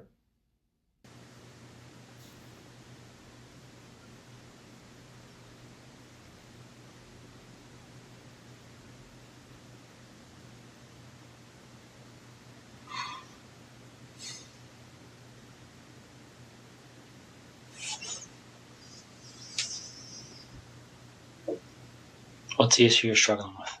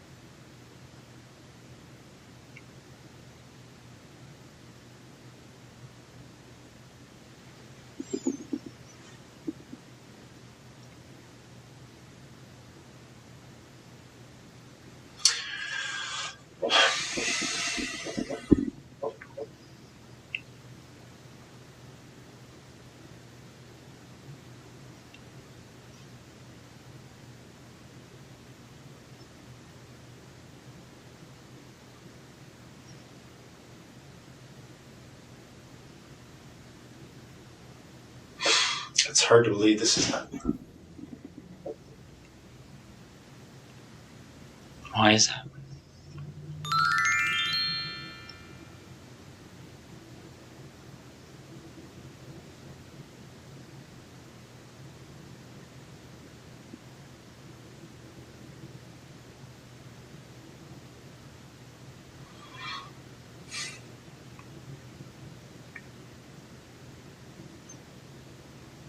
Why is it hard to believe?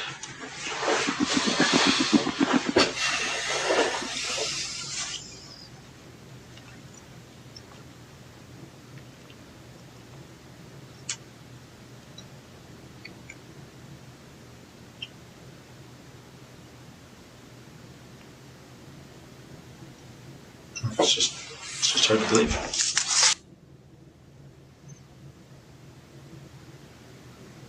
Whose decision was it? And we're going to find out the answer to this anyway.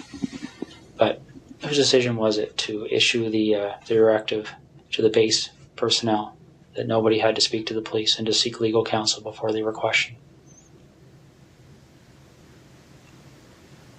It's I don't think that was... my understanding that direction came from somebody that reports to you. What do you think they're going to say, Russ? No. What do you think they're going to say? All right, and let's step back for a second here, okay? I really don't think it benefits you or makes you look any better to start debating the little issues. No, but that is news to me. Okay. I have a legal officer that reports to me, who may have given that direction. Okay. But that's the first time I've heard it. If that's true, that's the first time I've heard that. All right, and that may be the case, but how does it look? So what you just saw there was the detective. He confronted Russell with some information that he had. Somebody put out a directive to Russell's command or unit that if the police come and talk to them about Marie Franz Como, who was in the Air Force, if the detectives come to talk to you about it, you don't have to talk to them, which is a weird thing to put out. And so this detective probably thinks, oh, I'll bet Russell put that out just so nobody would say anything, or so that Russell, if he got approached by the detectives, could not say anything and say, oh, I was just following the directive. But I think Russell's telling the truth here. And what this detective just said, okay, that may be true, Russ, that may be true. And now he probably thinks that it is true, that Russell had nothing to do with that directive. There was probably just somebody in the legal department at the base or whatever. And that just goes to show you, even though you've got 100% confidence in your evidence and your theories, and you know that the guy you're talking to is responsible, not everything that comes out of their mouth is going to be a lie, and not everything they've done is an indication of guilt. It might just be either not attributable to them or just an innocent action. So, this detective does a nice job of covering up. He's like, okay, that may be true, and then just moves on. More good work. Because you don't want to, Russell's close to confessing, and you don't want to piss him off by, accusing him of something he didn't do or making him angry at this point. Right. We're not even dealing with something that's really even evidence because it's not needed. I mean, when you have DNA and all this other stuff, that's not even. What really was the an direction? issue. I don't recall, but it was something along the lines of telling the people on the base that they weren't required legally to speak with police and they should seek legal counsel before they decide to speak. But well, if that was actually said, it would not have been to the base at large. It may have been to the individual, the boyfriend who was the suspect. Okay, my understanding it went out to all personnel. No, absolutely. Maybe no, only under your command. I don't know. It didn't. Okay, that's fine. I didn't ever see it. That's fine. Now let's get back to the issue. What's that? So you talk about perception. My only two immediate concerns from a perception perspective are what my wife must be going through right now. Yeah. And the impact this is going to have on the Canadian forces. Boom. The two things I'm worried about, what my wife's going through right now, because he knows his wife is home and they're serving a search warrant on his house where his wife is. And Russell left at, a little before 6 p.m. and said, hey, honey, I'll be home in an hour for dinner. It's now, 3 hours later, and Russ knows he's not going home for dinner ever again, and that his wife is at home while the Royal Canadian Mounted Police are serving a search warrant on his house, looking for evidence. So he's concerned about that, and he's concerned about what the armed forces, what the morale and what this story is going to do in the armed forces. So he's looking for an off-ramp and an exit route to save some face and to protect his wife as best he can and to keep the impact to the military. So that's been the theme all along. He just now said it out loud for the detective to clearly hear, and the detective is going to latch onto this. Where do we go?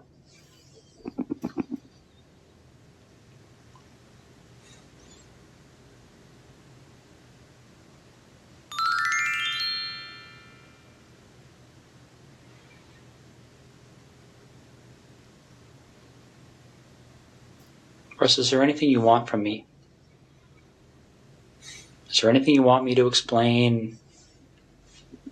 Is there something missing that you're struggling with that I can shed some light on for you?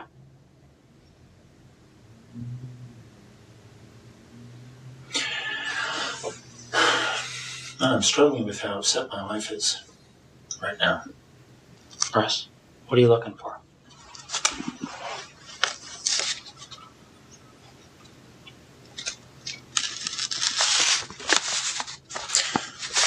I'm concerned that they're tearing apart my wife's brand new house. So am I. But if nobody tells them what's there and what's not, they don't have any choice. Computers will be brought to Microsoft in California. They'll be picked apart. You can't erase things from computers. It doesn't happen. I'm sure you've seen that. I'm sure that's pretty common knowledge these days. It just doesn't happen. They sell programs that to try and help people clean their computers of stuff, and our guys are pulling that stuff out all the time. The FBI is pulling that stuff out all the time.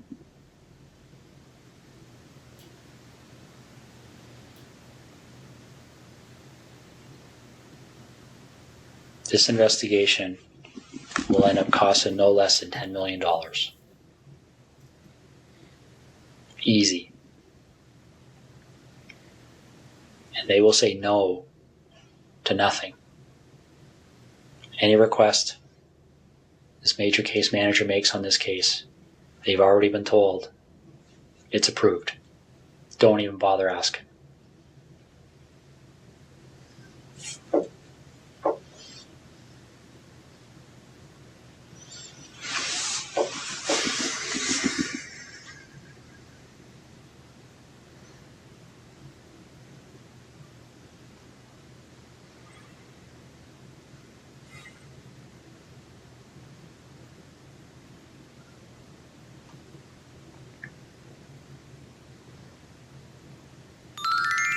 So what am I doing, Russ?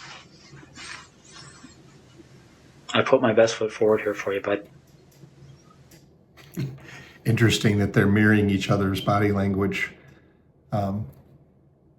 It's just, I'm sure he's not trying to mirror it, but they're both in the same state right now, which is, we know the inevitable's coming. We've been at this for 3 hours and 40 minutes plus now. Can we just do this? They're both in the same spot right now.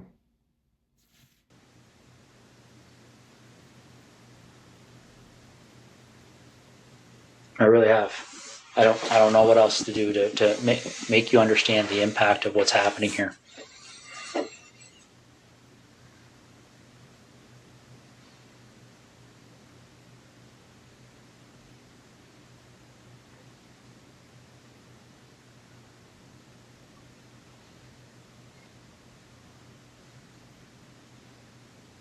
Did we talk? I want to minimize the impact on my wife. So do I. That was his first confession. I want to minimize the impact on my wife. So, what he's saying is, I will confess, but what can we do to help her out right now? It's huge, huge. So how do we do that? Well, we start by telling the truth.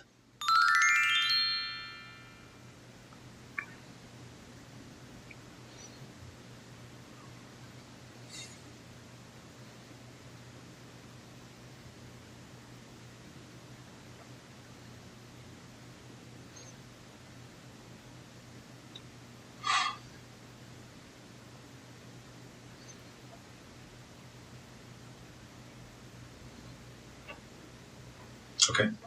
Okay. So where is she?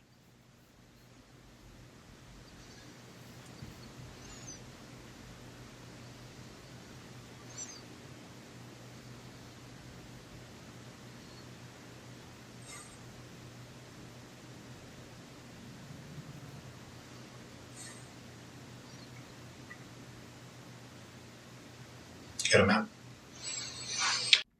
And that's the famous line from this. I almost put that in the thumbnail, but I thought underwear freak would be better. Got a map? That is when the dam broke. This is the moment this detective can internally declare victory. Fireworks are going off. We're done here. He's known this moment was coming for, probably a good 45 minutes now.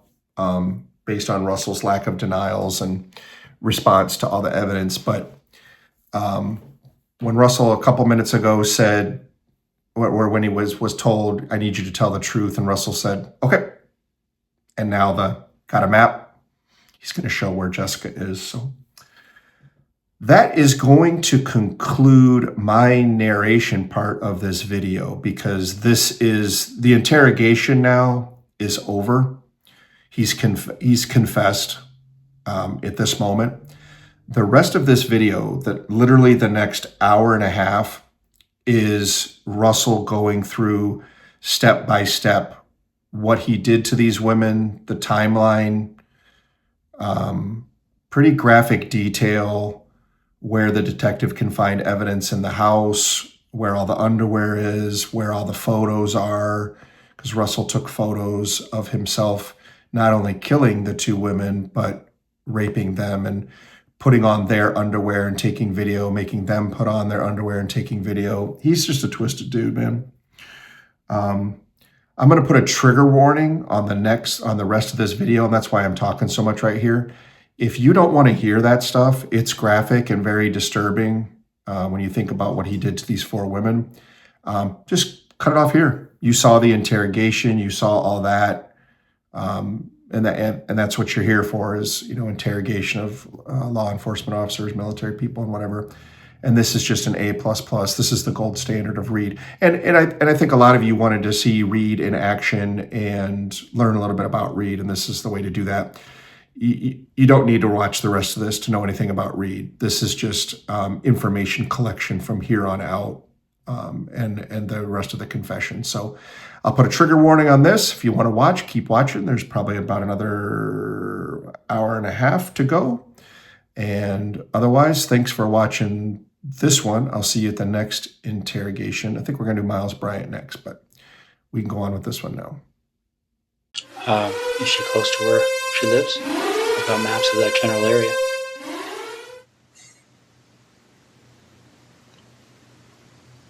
Which town is she near? Why don't we start there?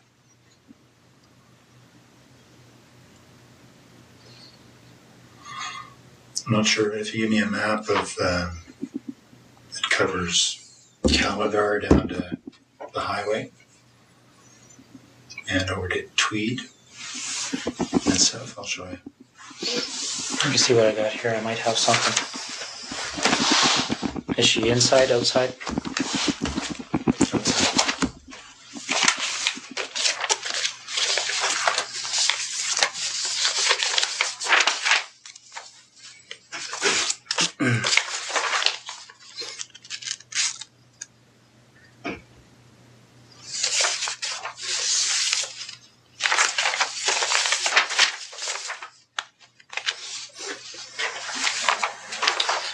Probably the biggest area I have there, Russ. Yeah, you need more. You need a real map. So where am I going on here to get to her? In this block here. Okay. So you're pointing to a detailed map of that area, and I'll show you where she is. Okay. Is she close to a road? Yep. All right. Is it something where is she buried, or is she somewhere where if you walk there you would fairly easily see her? It's here. Okay. So she's south of 7, east of Tweed, west of 41. Mm-hmm. And what's this road here? Not sure. Neither am I. Okay. I'll be right back, okay? Do you want any water or anything? Sure. Okay. I'll be right back. How long has she been there for?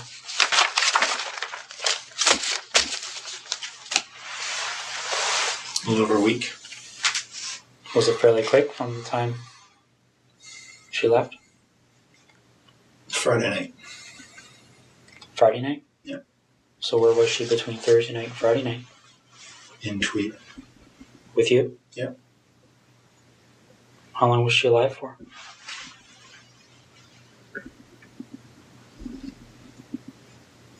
Almost 24 hours, not quite. Okay. Russ? You're doing the right thing here. Okay. Well, again, my interest is in making my wife's life a little easier. And with her family as well. Wow. We share that But interest. there's no... your time in Ottawa is wasted, really. I'll tell you where the Emerson cards are. Where are they? They're in the house there, but... In Ottawa? Yeah. Whereabouts? Some in the camera bag, which they would have found in my office. Mm-hmm. And when you walk into the office on the left side, there's a desk of drawers, set of drawers, like a filing cabinet, wooden, IKEA. In one of the top 2 drawers, and there's a plastic divider. Yeah. And there's inside there are 2 memory cards. Okay. Which are blank, but I'm sure they can be And whose images are on those cards? Well, I've erased them, but I expect you'll be able to draw images of Jessica and I. What about Marie?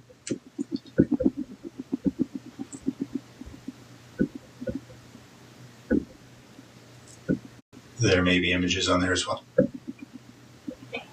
And the 2 women from September? Yep. Okay. Do you have those images stored anywhere else?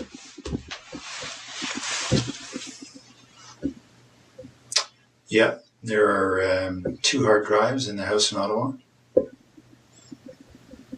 I can draw you a little picture if you like. Sure. Do you want to do that now while I'm getting them out? Okay.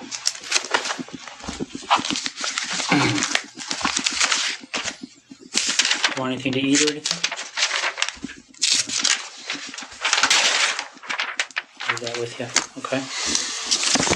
Sure.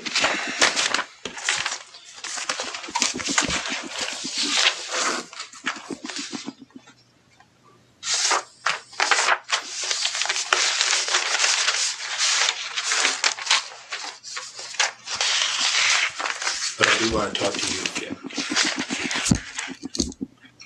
That's the plan. Okay.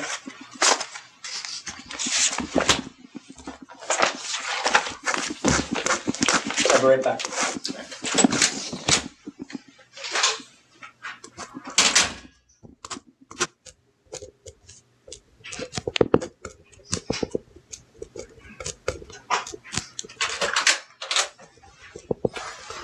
How you make it up there?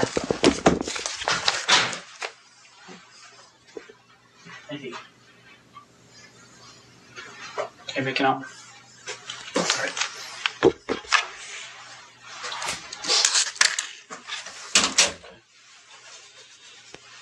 Somebody running around looking for an actual map, but I did the same thing with the Google Maps. Just have to load them up a little bit more.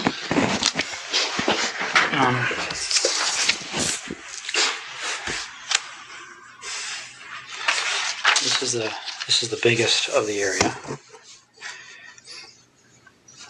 This might have better parameters for you. Here's Tweed.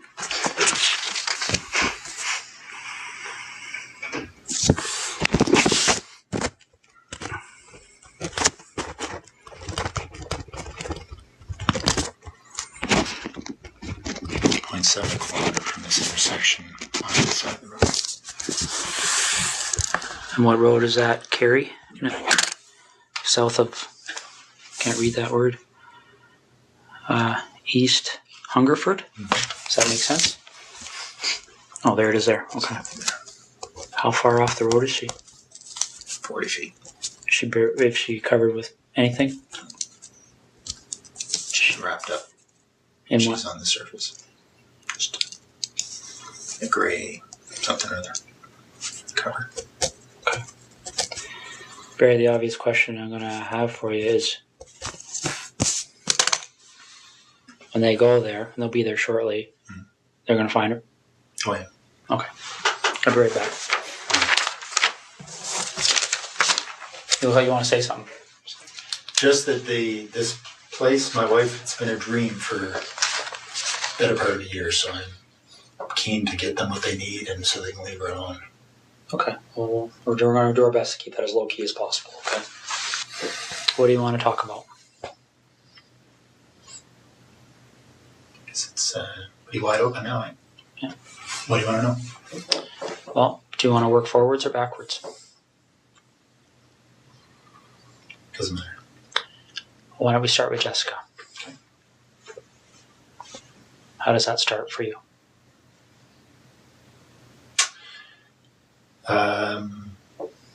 I saw her in her house on her treadmill. Wednesday night, I guess. Then I noticed she wasn't there Thursday. So I got into the house to look around.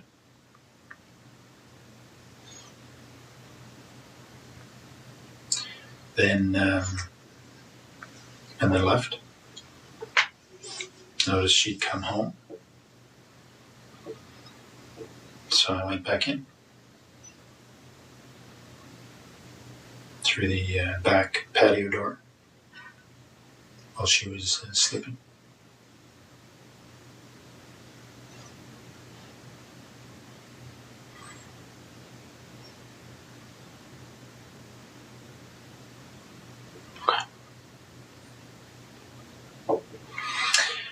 So I woke her up.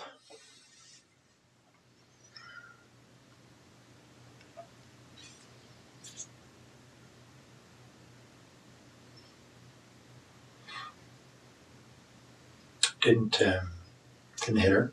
She only hit her once. Friday night.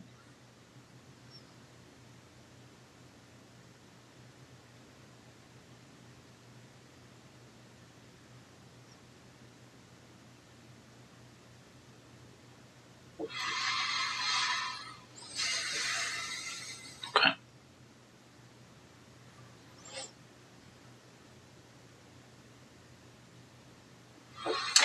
Well, so I raped her in her house, and then I took her to the car and took her to Tweed.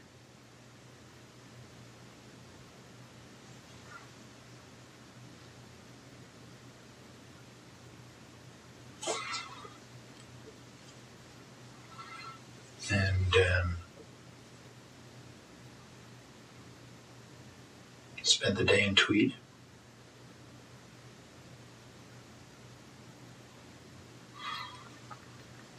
And then I hit her as we were walking. She thought we were leaving.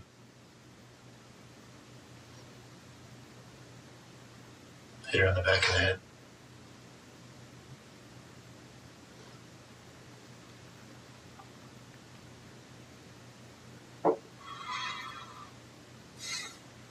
Okay.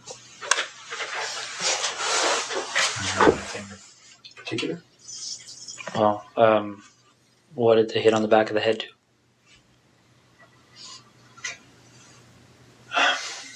Well, I was surprised that her skull gave way. She was there and immediately unconscious. And I strangled her. Okay. What did you hit her with? Flashlight. Okay. In the house or outside the house? In the house. Yeah, they'll find signs of that. Where in the house did this happen? In the main portion, just in front of the fireplace. What do you mean they'll find signs of it? Oh, there's quite a bit of blood. I'd expected to knock her out. But obviously generated a lot of blood. What did she bleed onto? The floor. It's just tile floor. Okay. Did you clean it up or did you? I wiped it up. I know it'll be easily spotted. What makes you think that? Like, if I walked in that house right now, would I see it? You wouldn't see it, not at all. But you know, the right signs will show it, I'm sure. Okay. So when that happened, did she have clothes on or was she naked? Yeah, she was dressed. Okay. So when we find her, is she going to have those clothes on too? Yeah. All right. Okay. Marie France Como.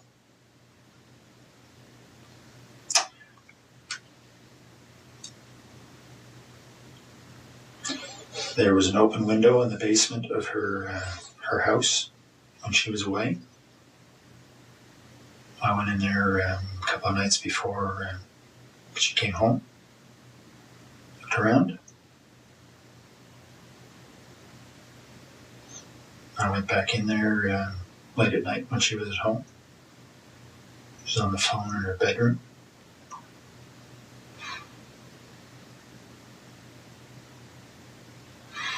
She actually discovered me in the basement. She was trying to get her cat to come upstairs, and the cat was in the basement, had seen me and was fixated on me in the corner. She couldn't get the cat up, so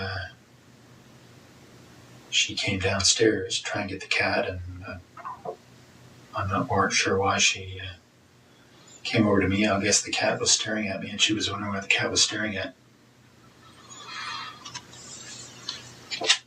The lights were on.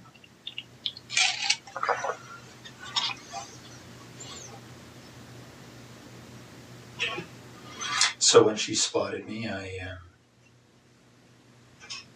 had the same flashlight. I subdued her. Tied her up. Brought her upstairs.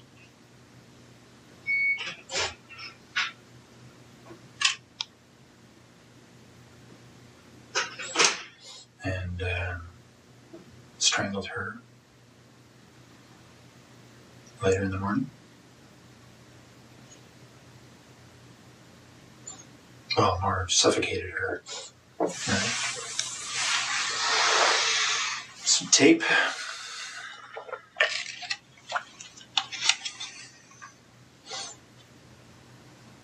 Left her there.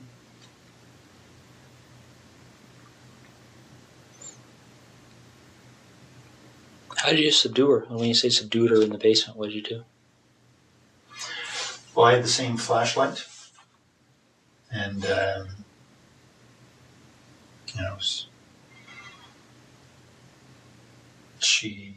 she saw me right away. So I was just hit her a couple of times and around her head, try and knock her out. Didn't, but she was bleeding a little bit.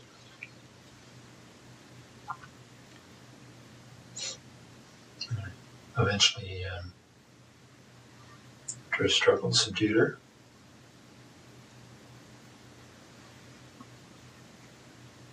Okay. Any blood from that struggle? Oh yeah. No, not a whole bunch, but a flashlight did break her skin a couple of times. Okay. What area of the basement did that take place in? I was hiding behind the furnace, so she spotted me right there. Okay. Did she recognize you? No, I had stuff on my face. Okay.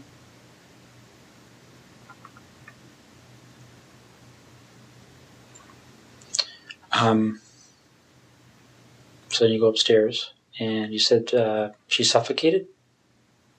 Well, I suffocated her. I put tape on her. I put tape on her mouth, and then I put tape on her nose and held it there so she couldn't breathe.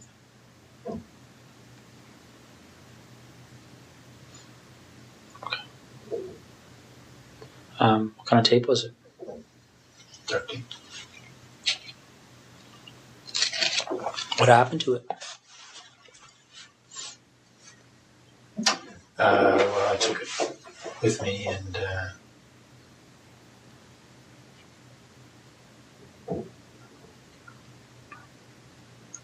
can't remember what actually I did with that tape, but probably threw it in the garbage. Did you use tape for any other purposes?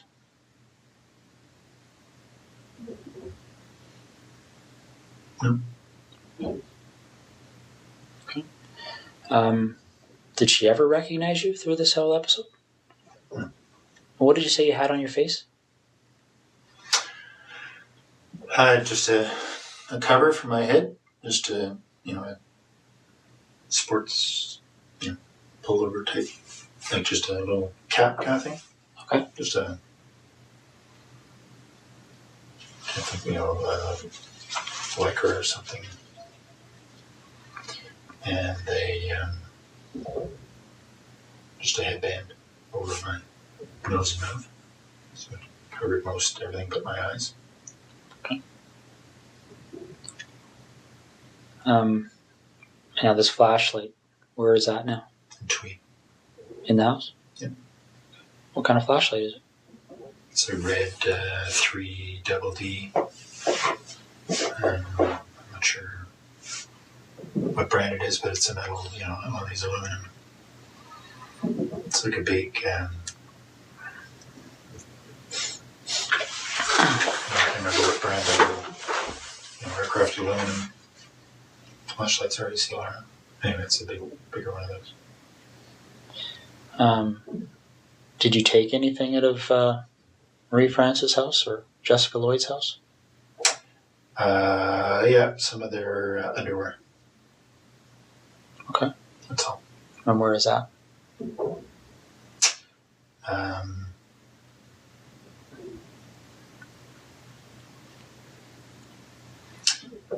It's in some boxes in the basement here in Ottawa, in that rec room.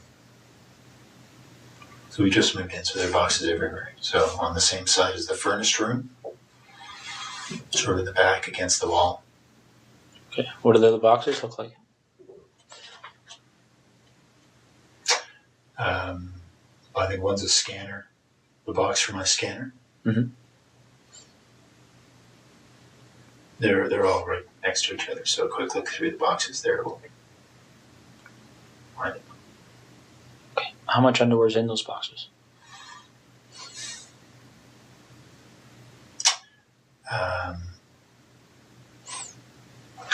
Probably 60 pieces or so total. All women's? Yeah, 60 pieces of theirs. Of whose? Of Jessica's and Marie-France. So you took 60 pieces from between the two of them? Yeah. Okay. It's a, All right. And they're in a, like when you talk about a scanner, is it a computer scanner box? my computer scanner is up in the office, and its box is down in the basement, so Okay. it's inside that box. Does any of the underwear in those boxes belong to anyone other than Marie-France or Jessica?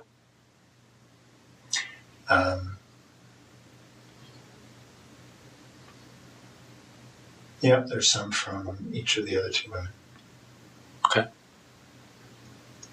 Why don't we talk about those two women? Mm-hmm. So the first one happened on the 16th, and I don't know why I can't recall their names, but the lady that was lived closer to you. No, Lori was closer to me. Okay. So the first one, Mm-hmm. I had just spotted her from our boat, actually. And I got into the house while she was asleep. Noticed that she was alone.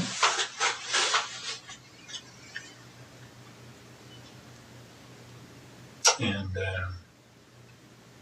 just hit her with my hand while she was sleeping.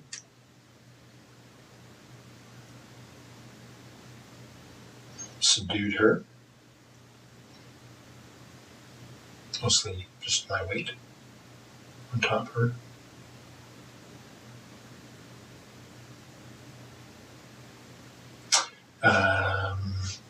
Had her take off her pajamas.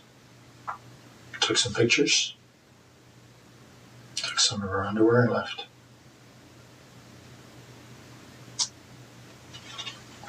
And the other woman? Same kind of deal. Went in through the back of the house. She was sleeping in her, not in her bedroom, but in her, in front of the TV. Very much the same story.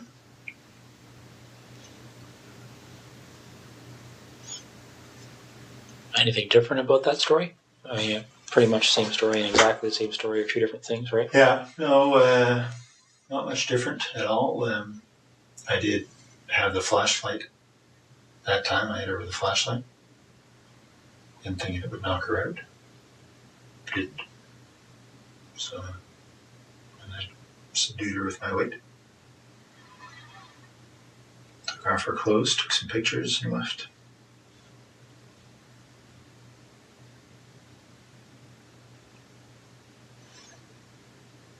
Why do you think these things happen?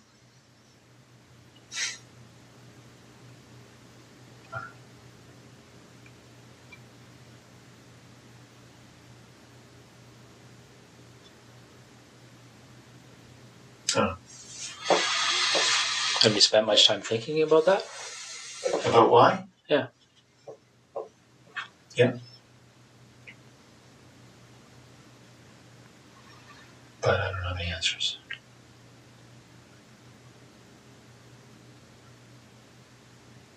And I'm pretty sure the answers don't matter. Well, let me ask you this: did you like or dislike these women? I didn't know any of them. Okay. I had met Marie-France that one time in our airplane. Okay. No, I guess when you're going through these things, are you? Let's talk about Jessica because she was there with you for the whole day, right? What kind of feelings were you experiencing while you were with her that day?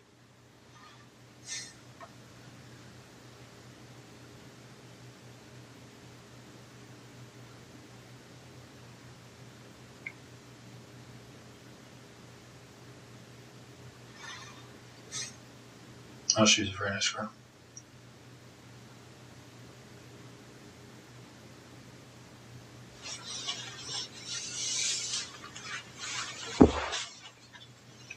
Can you tell me why you killed her? Right? Do you know why you killed her?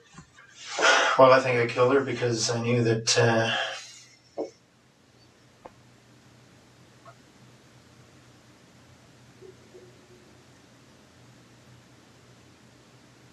her story would be recognized.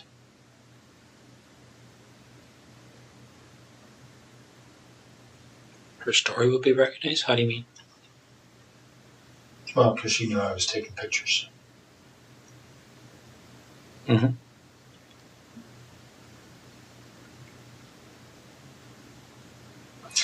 So because of the two stories in Tweed, that would have been a fairly,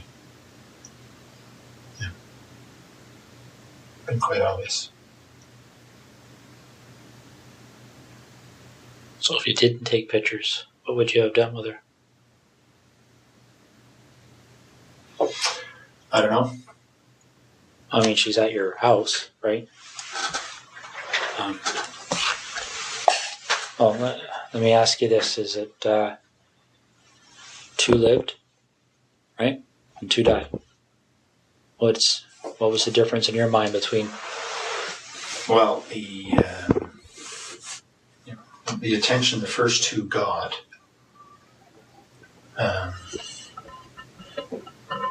was very much focused on, obviously, or for obvious reasons, the pictures I took.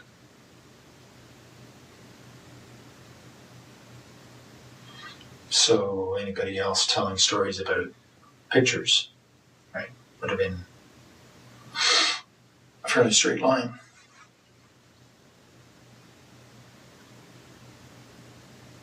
Okay, but when this thing happened with Marie France, did you believe that you were already a suspect for what happened in Tweed?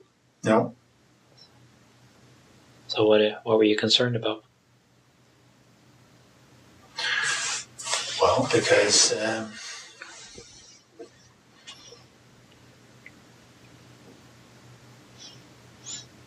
I was pretty sure that she was serving military, right? Mm-hmm. It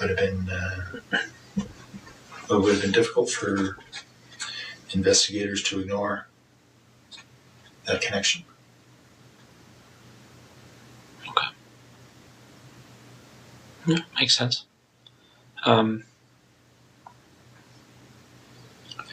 Let's go back to Jessica then. Okay. You see her on the Wednesday night. Okay. On her treadmill. Mm. How do you see her? She was in the basement, window wide open, on a treadmill. So I drove by. Okay. Did you stop to look at the house, or how does that catch your eye as you drive by? Well, I was looking to see who was where. Don't know that area very well, so I was just keeping my eyes open. Okay. So you spot her on the Wednesday. Yeah. Do you just keep on going, or did you stop and take a closer look that night or anything? No? I kept going. Okay. And you went back on the Thursday night, right? Yep. So you go back on the Thursday night, and you went into the house before she came home?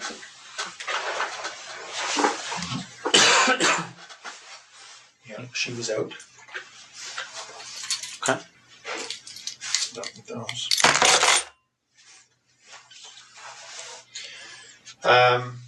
Yeah, she was out. got in through the kitchen window. It's unlocked. Everything else was locked. Okay. So you're in there doing what? Looking around to see who lived in the house.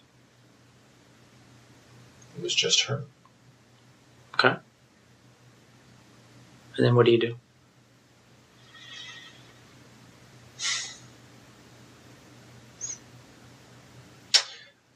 Well, I left the house. And then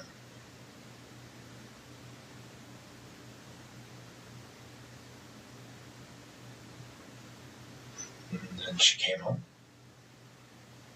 I hadn't been out of the house very long. So I watched for a little bit to see if she was alone. She was.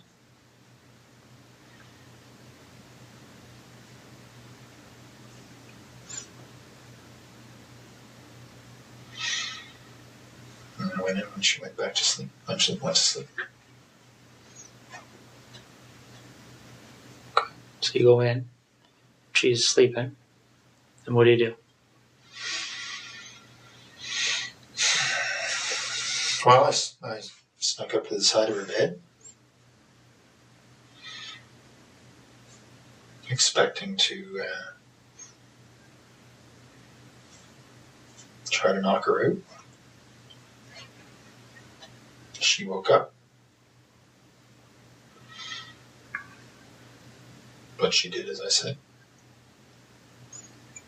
So I didn't hit her. What did you say?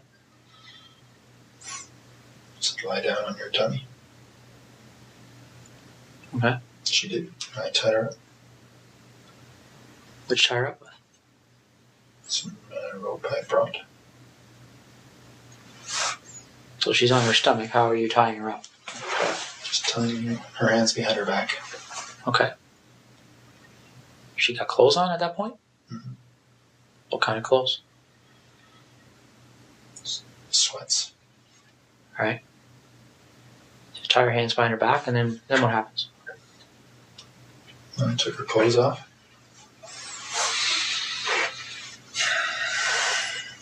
Okay.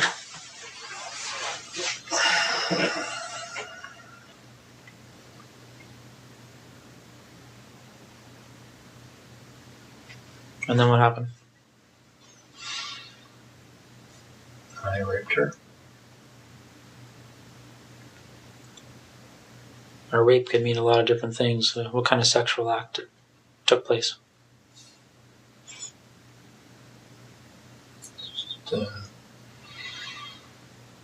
Vaginal and oral. Okay. Oral. Who was performing the oral sex?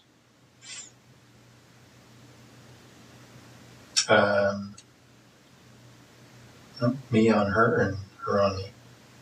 Okay. Any condoms used or anything like that? No. So and again, correct me if I'm wrong. Vaginal intercourse. Her performing oral sex on you, and you performing oral sex on her. Mm-hmm. Do you remember what order those things occurred in? Yeah. I started with the oral sex. Then I raped her. And then later on I made her perform oral sex on me. Okay. Any kind of conversation happening when this is going on?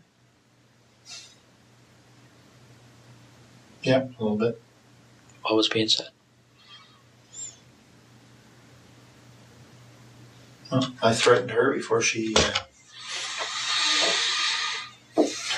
I had her perform oral sex. What did you say? Well, I put a zip tie around her neck. I said that I would pull it if I didn't like what she would do. Okay. So she did what you told her to do? Mm-hmm. Any issues there? Any reason to pull it? No. So, do you remember if you ejaculated at that point? Or at any point? Not at that point, but later on. Okay. So, the oral sex finishes, and then what happens next?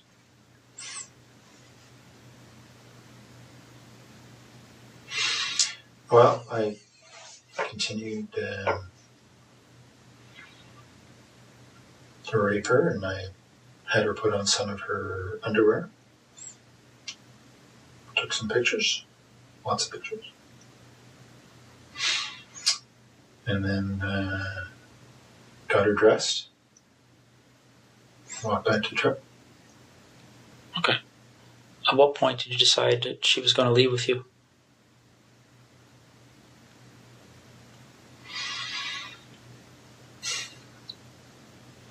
I'm not sure. That wasn't necessarily always the plan. But at some point, I was there for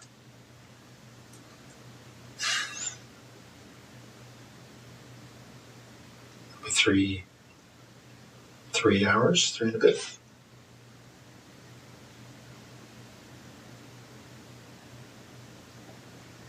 Okay. Do you remember the conversation about leaving? Was there any... Did she say anything about that, or what was she saying to you? She was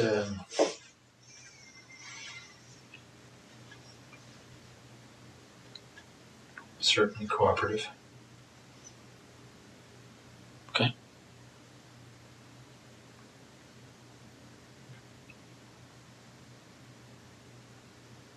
A cooperative can mean a number of different things. Was she excited about leaving with you? I mean, I don't want to be sarcastic, but No, she just didn't put up too much of a fuss. did she try and negotiate with you at all, or No. what did she say?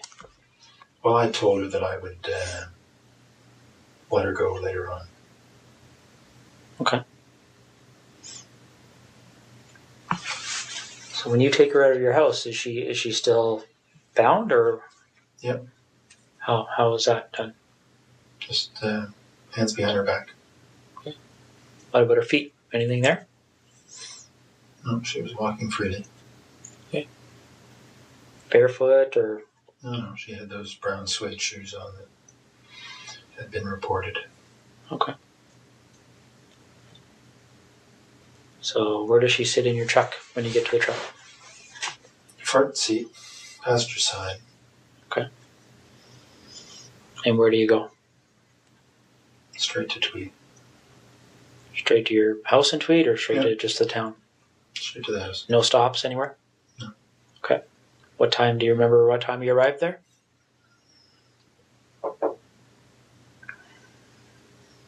I don't exactly, but I'd say between 4:30 and 5:30. Okay. All right. When you were first there before she came home, do you remember? Did anybody come to the door at all when you were in the house? Okay. No, I think somebody had come home. Somebody had come to the house just before she did, because I thought it was her, but then they left. I was outside at the time. Did you see who that person was, or what kind of vehicle they were in, or anything? Saw the lights. I assumed it was her, and then all of a sudden they left. So I don't know what happened. Okay. Where were you when that first vehicle pulled up? In the back here. Okay. So you didn't have a view of the vehicle; you could just tell that there was a vehicle there. Is that fair? Okay. So you get home. What, 4:35? You say? Okay. And then what happens?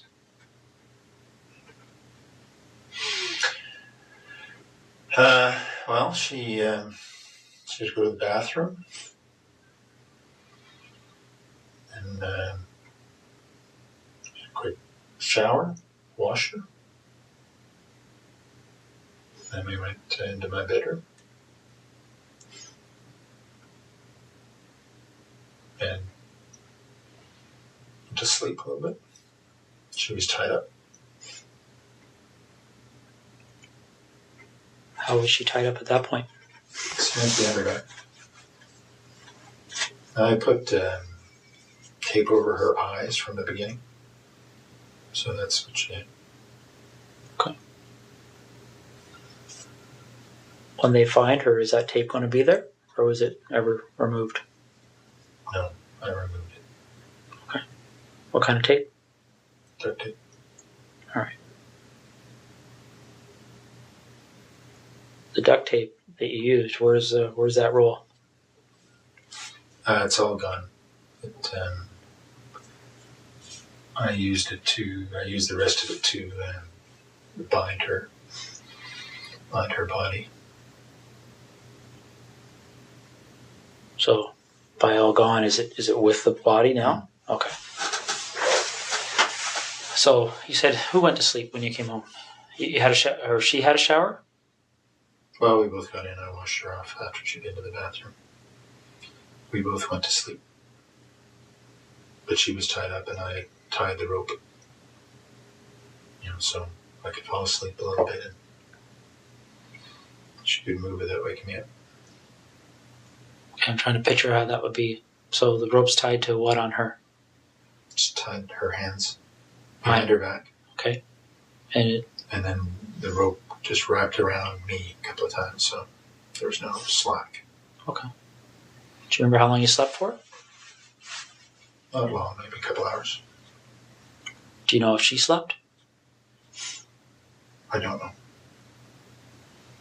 Okay. So you wake up and it wasn't, we were up and down.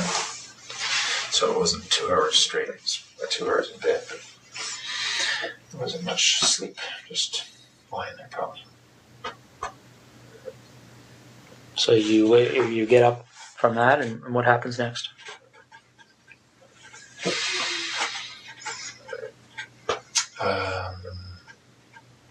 She had a seizure, actually.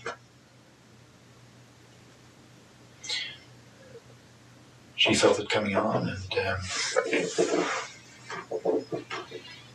because she'd had some before. Lasted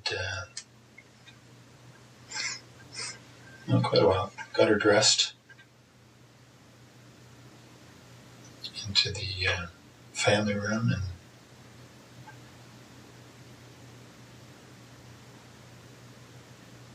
anyway, she recovered.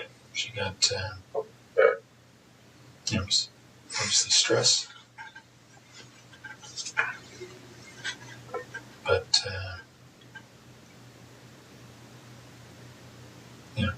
probably went on for about 15 minutes. Part of it.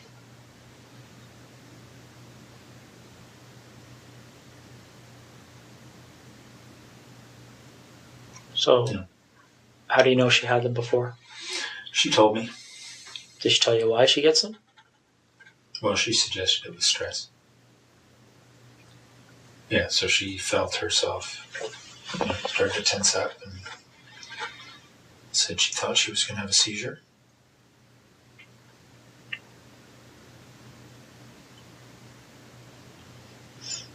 So it was convulsions, is what she was saying.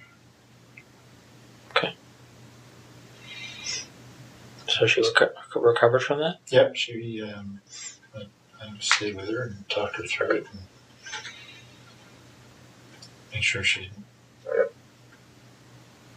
bite her tongue. Okay. And then what happened? Well, then we had a little lie down right there because she was obviously exhausted. Put a cover over her and went to sleep.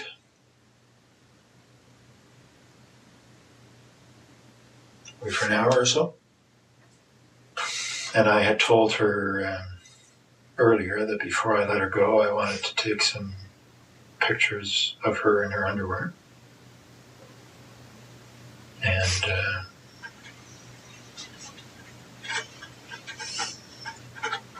have sex with her.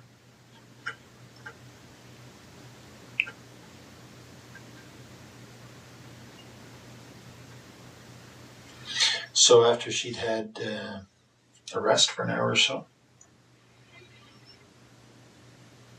I had her put on a number of different outfits she had. I'm sorry? Put on a number, pairs, panties, bra that she had. Okay. Taken from the house. So she put those on and I took pictures. Okay. Are you in any of these pictures? Yep. What kind of images are you in?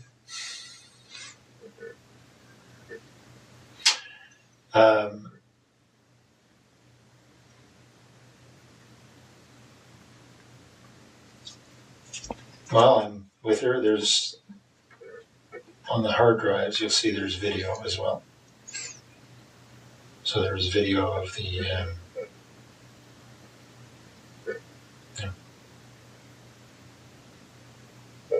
almost 4 hours, I guess. Of what?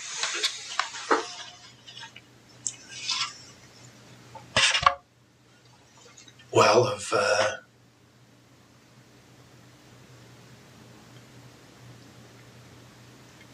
initially at her place of me raping her. And then, so I was running the video and then taking still pictures. So the video pretty much covers everything. Did you use video at other places? At Marie France's as well. Okay. And is that video on the hard drives? Yep. Same type of activity? Yeah. Okay. Although I didn't have her put on any stuff. Okay. So Jessica poses for these pictures and there's videos and then what happens?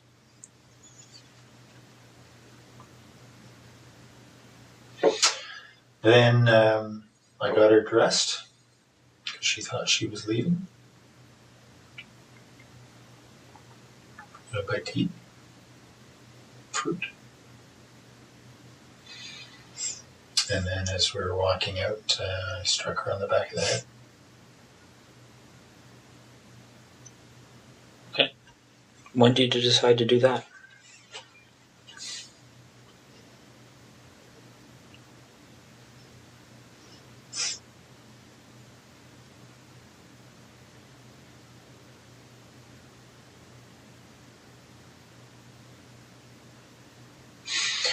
Well, I was pretty sure that I wasn't going to let her leave. But,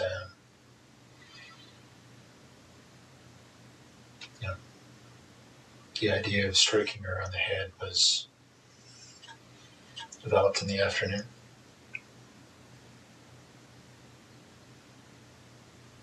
And what was that strike supposed to accomplish in your mind? What was the intent of doing that? Well, I thought I would be able to knock her out, and then I was going to strangle her. Okay. So when you actually do strike her, what's the result? Her skull gave way a little bit. Felt like, and there was a lot of blood, so I think that's what happened. She was immediately unconscious.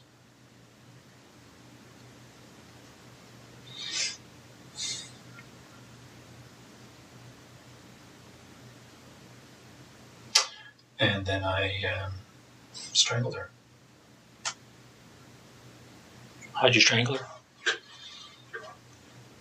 Same rope. Just put her on her neck. Okay. While she was unconscious.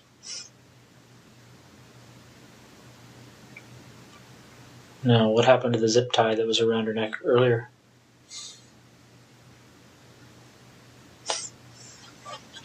I took it off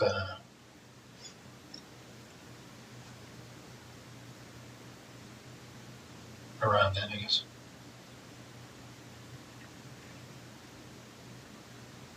Did you take it off before you put the rope around her neck, or after, or do you remember? After she was dead. Oh, okay. So the zip tie was around her neck while you used the rope? Mm-hmm. Okay. Did you leave the rope around her neck? No. Okay. And how did you know she was dead?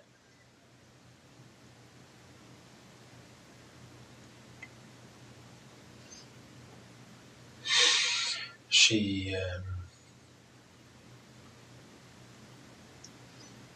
well, her body stopped moving.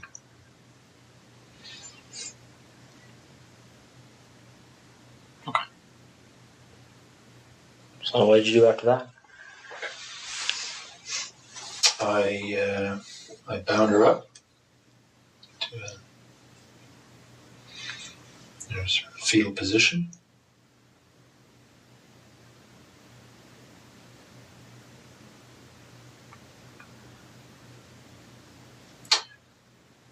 And cleaned up the floor.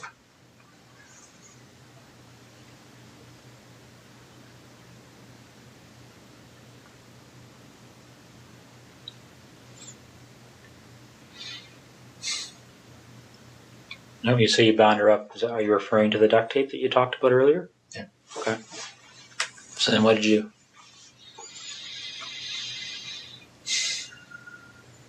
I put her in the garage. It was very cold.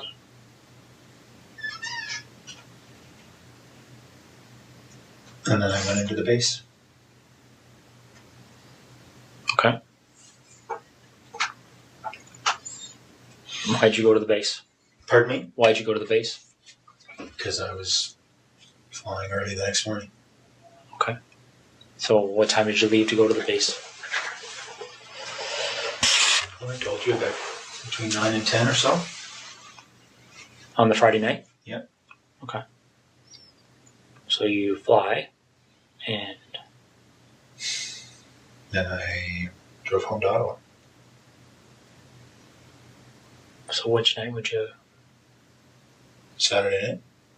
So you land, and what time are you landing? 6:30. Okay. Saturday night. Did you go by the house in Tweed on your way to Ottawa? Or? No. So you drove straight home to Ottawa? What time did you get there at? Do you remember? Sometime before midnight. I can't quite remember, but I think I went in the office first, did some work. So I think I got home to Ottawa just before midnight, something like that. I think. Not sure. I slept for a little bit at the Tim Hortons in Brockville. So it might be later. I honestly can't remember when I got to Ottawa, but Okay. Yeah, midnight-ish, Saturday. Mm-hmm.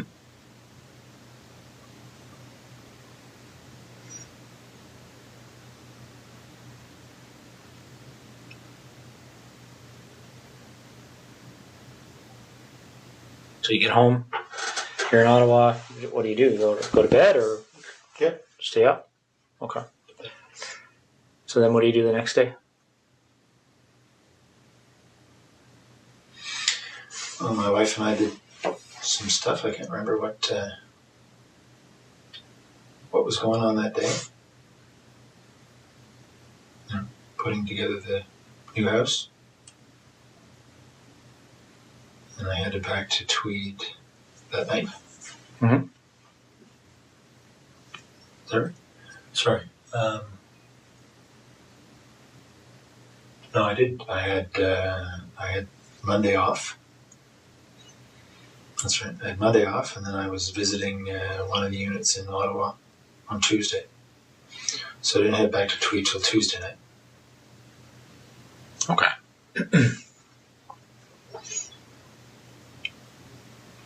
So you get back to Tweed, and what happens next? I took Jessica's body to that spot. Okay. That happened on Tuesday night? Just this past Tuesday, obviously. Yeah. Okay. Do you remember what time that was? It was pretty late. It was midnight-ish. I'd say between midnight and 1 on Wednesday morning. Okay. What made you decide to measure that distance, that 0.7 kilometers? That's just the way I am. Numbers. Have to know the numbers. Okay.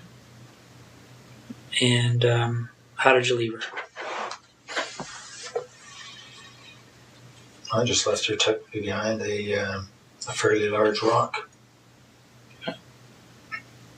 Is that duct tape still on her? Mm-hmm. And what else is on her? A couple of towels wrapped around her head. And the top and pants, she was wearing jeans. Okay. Did you ever go back there? No. Right.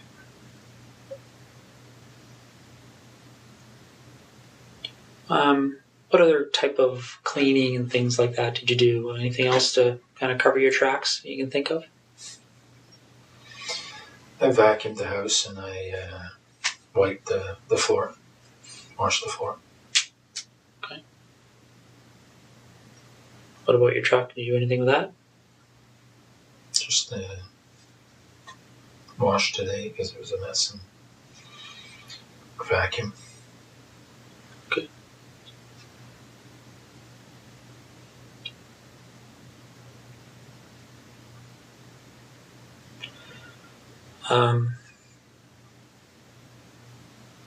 So Marie France, when did it first occur to you to go to her house?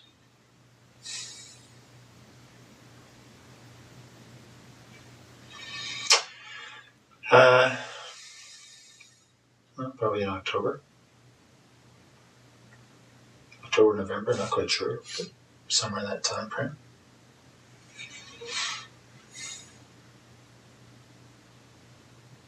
And do you remember why you thought to do that?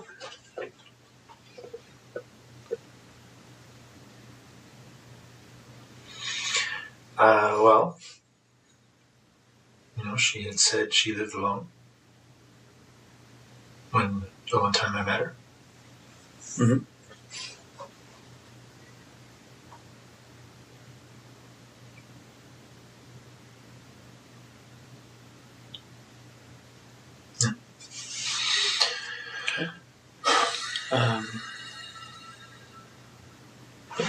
Just trying to understand why her versus the dozens of other women you probably come across on a daily basis.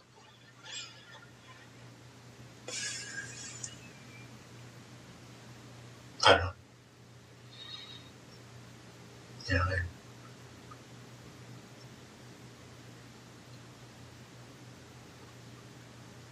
I went out there when she wasn't home just to see where she lived. And when did you do that? A couple of nights before. How did you know her address? I was on the roll for the basement. Okay. So when you go out there a couple of nights before, do you remember what night that was? When you were there first time?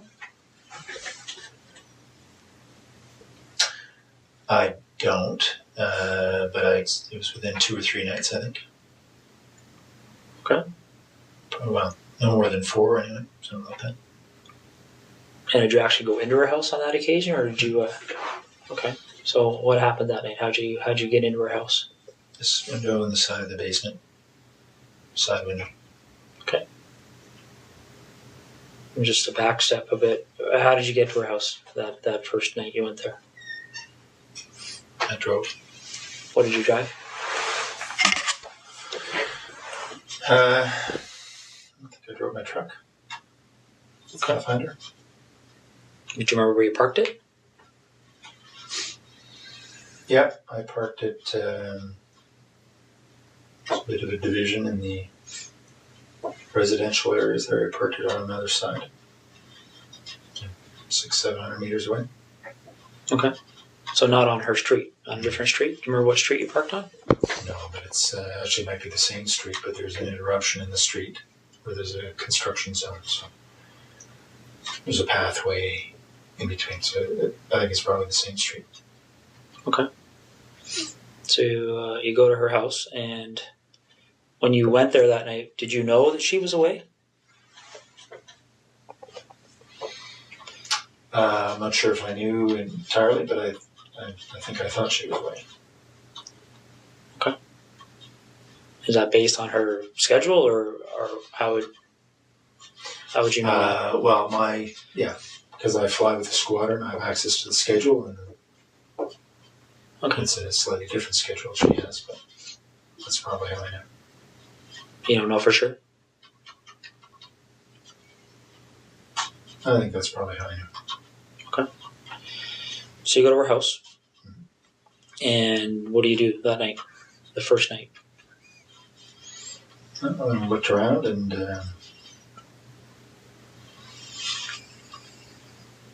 make sure that she was living there alone. And I'm sorry, did you say, I can't remember if you said, how did you get in? Same way. It's about side basement window. Side basement window? Okay. Do you remember what kind of window it is? Like what made it... Well, I just noticed it was, the flashlight, I could see that it was not locked. It had been opened slightly. So I removed the screen, slid it open, went in. Okay. So you go in and you're in her house, figuring out she lives alone, and do you do anything that night? Yeah, I was playing with her underwear. You mean playing with her underwear?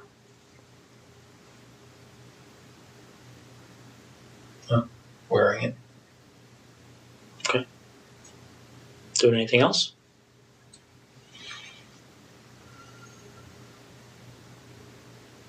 No, I didn't touch her stuff.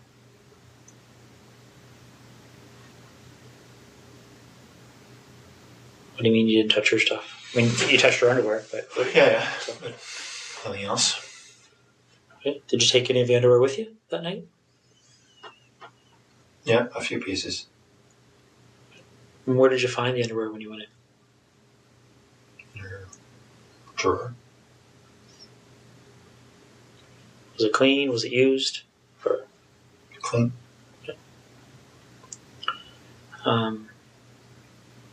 Anything else you can remember doing that evening?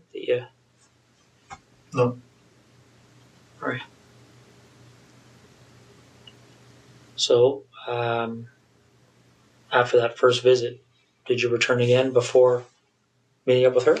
No. Okay. So, which day did you go to her house when she was there? Well, the night before I went to Ottawa, so I think that was Monday night. All right. So let's walk through that. What time do you think you got there? About 11 or so, probably. 10:30, 11. Okay.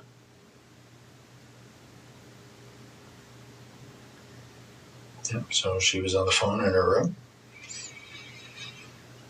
I could hear that from the backyard. I got in through the side window. The same basement window? Mm-hmm. How could you hear from the backyard? What was... Just hear her on the phone. From beside the house. I could hear her through the walls that she was on the phone. Okay.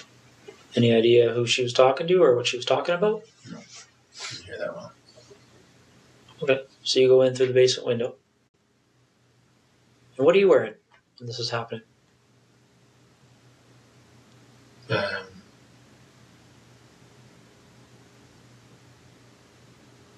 A sweatshirt, Dockers, I guess. and the 2 pieces on my head. And where are those 2 pieces now? Pieces that you wore on the head? They're probably in my bag, in my luggage bag in Edison, the bedroom. What's your luggage bag look like? It's a blue duffel bag type thing. It's right beside the bed. Okay. Is it the only blue duffel bag in your bedroom? Mm-hmm. And these pieces, what do they look like again? It's a blue headband. Okay. Standard blue, winter headband. And black skull cap type thing. Okay. Any insignias or anything on them? Yeah, there are, but I don't know what they are. The blue headband has something stitched, a name of some sort stitched on it. And the skull cap has some sort of white emblem on the black. Don't know what it is. Are they like sports emblems or company emblems or? It's the manufacturer's. Okay. Anything else in that blue duffel bag? I don't think so. Is it full of things other than just my clothes? Okay.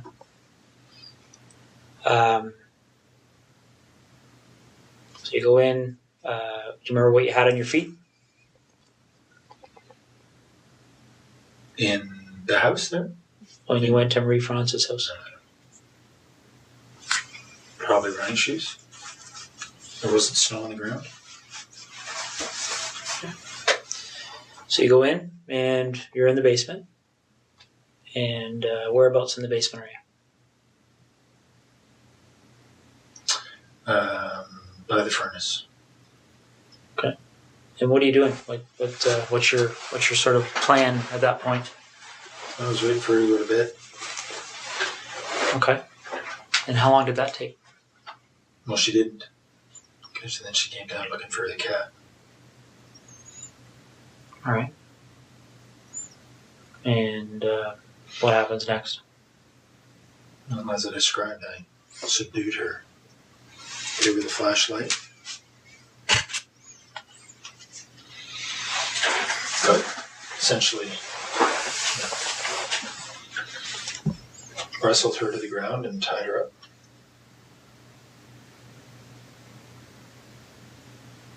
Okay. And what did you use to tie her up? Same rope, green rope. It's in tweed. Is it just green or how long is this piece of rope? It's probably 20 feet. It's a boat rope. It's got some red specks in it, I think. Okay. Is there lots of ropes in tweed, or is this probably the only rope? No, there are two lengths. 2 lengths of the same green rope? And were they both used? Well, I only ever had one with me, so I don't know if I used the same piece both times or not, but only 2 lengths of rope. Okay. So you tie her up. How did you tie her up after you subdued her? Okay. And what is she wearing at that point? She wasn't wearing anything to start with. So when she came down to the basement, she had no clothes on? Mm-hmm. She had some sort of a shawl over her shoulder. Okay. And she immediately dropped when she saw me. Did she say anything when she saw you? She did. She called out, "You bastard." Okay. And then what happened? Then I subdued her as I described. By hitting her with that red flashlight? Mm-hmm. Okay. Although they were more glancing blows. Cut her skin, but weren't doing much else. Okay. She fell over, and then I subdued her. She tripped. How did you tie her at that point? Like, I know you used the rope, but what did you tie her up like? Just told her to pull her hands behind her back and just tie her wrists together. Okay. And then what happened after that? Then I took her upstairs.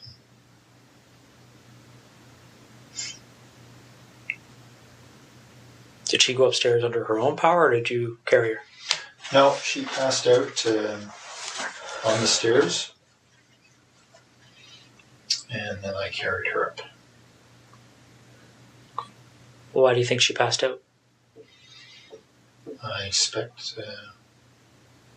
from the hits to her head.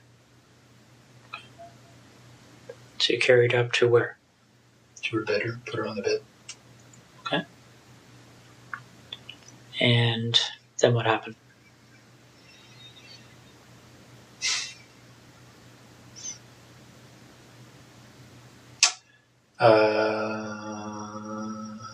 Well, as I described, I think she's on the bed. I raped her over a period of time. Okay. And again, just to be specific, what sex acts took place? Just vaginal. Your penis and her vagina? Yeah. Any condom used? No. Did you ejaculate? No. Did you ejaculate at any point with her? No. Okay.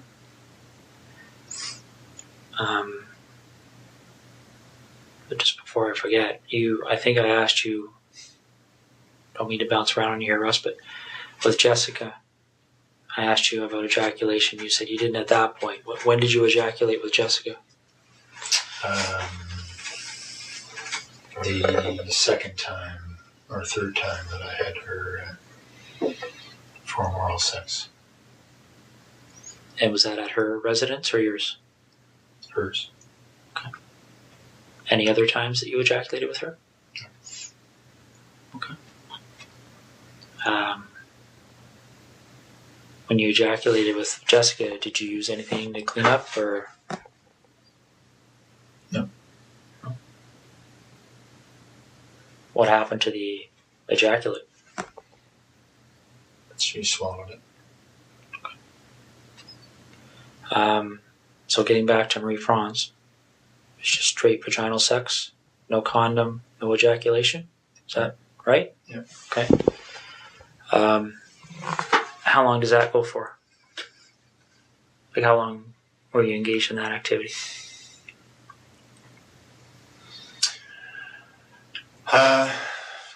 Well, hour and a half, 2 hours, I guess. Okay. And then what happens next?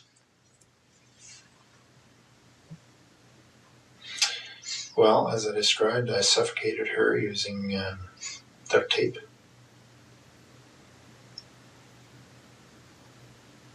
Why did you decide to do that?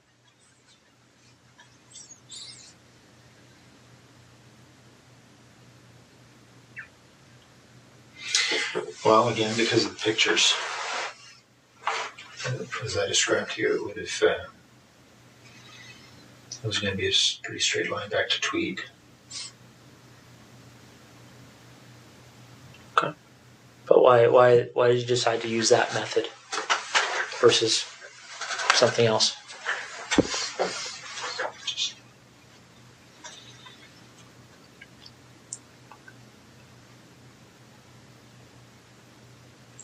I had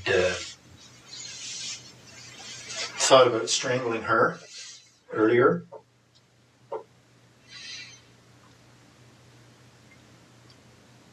That's on the video. What is? My, well, it was a short-lived attempt because she struggled quite a bit. And then I decided that I needed to suffocate her. So it was a short-lived attempt at strangling her? And what's on the video, the suffocation or the strangling? Well, just me putting my hand on her throat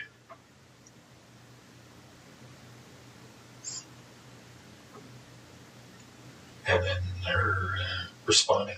No surprise, very aggressively. Okay. Any videos of the suffocation part or pictures of that? Now, you mentioned that you brought the rope with you. Where did the duct tape come from? I brought it. Okay. And what did you do with it afterwards? I think it stayed in tweed. What color of duct tape are we talking about? I know it comes in a variety of colors. But Gray. Great.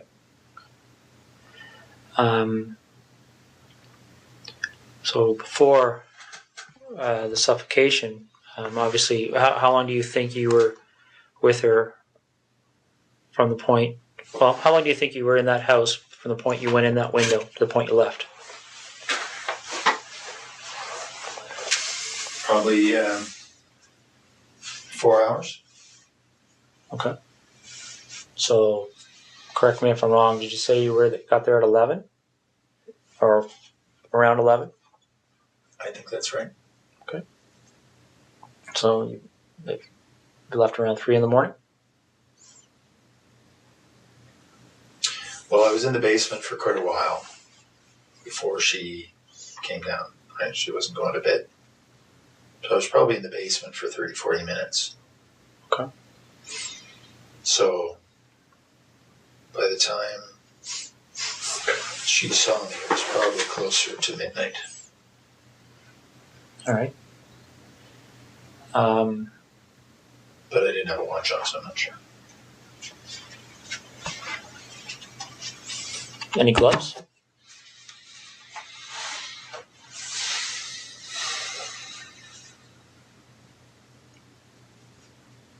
I don't think so.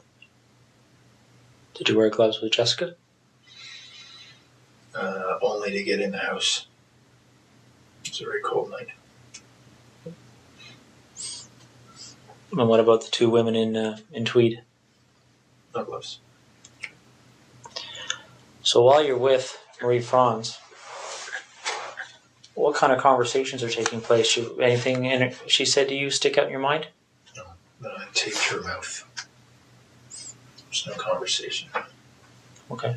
When did you tape her mouth? As soon as I got her up to the bedroom. Why did you decide to do that? Because she was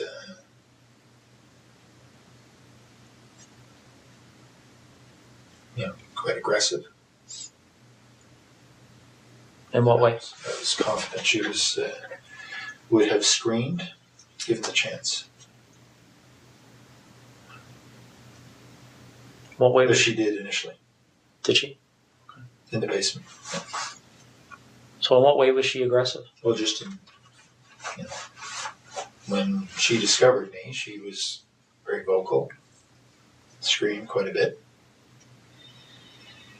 until I subdued her, so I expected she would scream again, given the chance. Okay. Do you remember how you left her residence? Back door. Patio door. Okay. Did you take anything with you that night? Some of her underwear. Anything else? No. All right. Did you do anything else to try and cover your tracks with Marie Franz?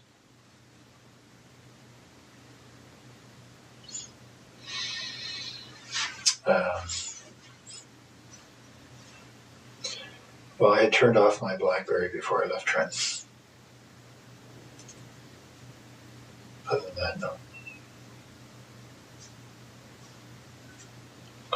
Do you remember trying to destroy any kind of evidence there, or anything you thought may have produced evidence or anything? I took her sheets off the bed and ran them through the laundry. Okay. Like the laundry where? In her house. Okay. Did you run them completely through? Did you wait for it to finish, or? No, I just put them in and put a whole bunch of bleach in and let it go. Okay. So the night you went to her house and got there at 11, you came from where? Like you said, you left Trenton. You turned off your BlackBerry.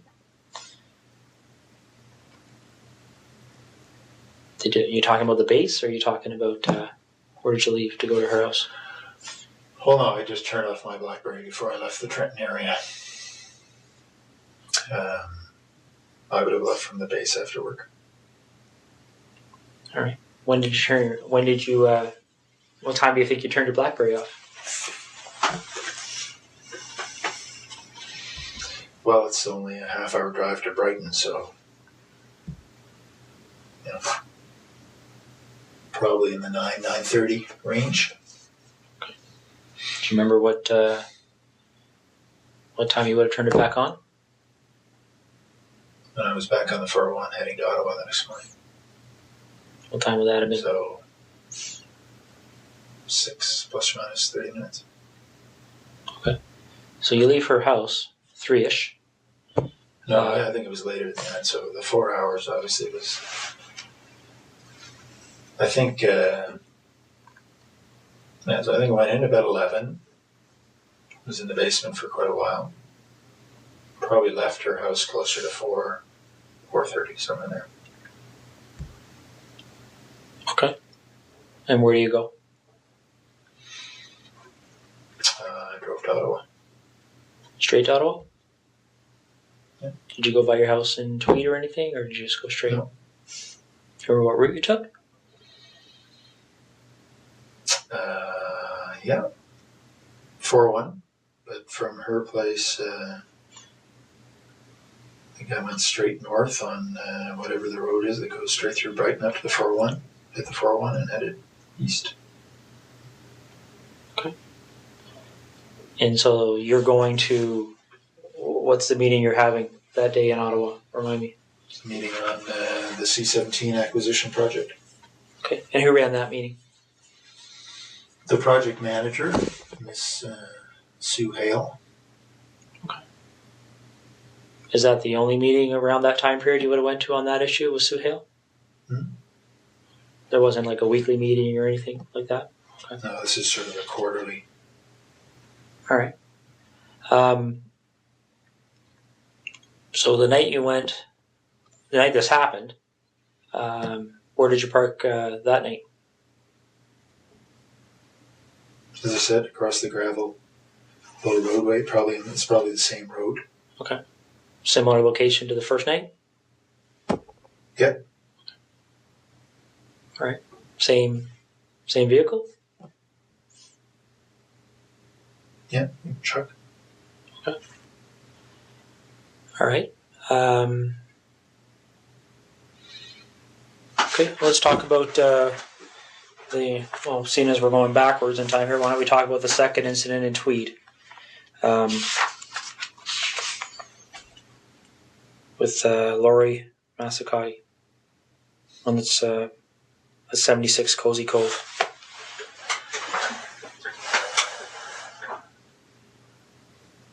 How did you decide on her? I knew she lived alone. That's it. How did you know that? She lived 3 doors down and didn't know her, but I knew she was pretty lone. She had a boyfriend and hadn't been around.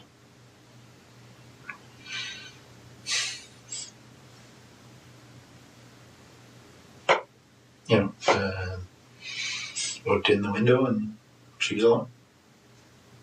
So she had a boyfriend, but he wasn't too frequent?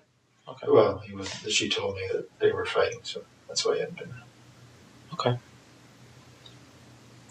So,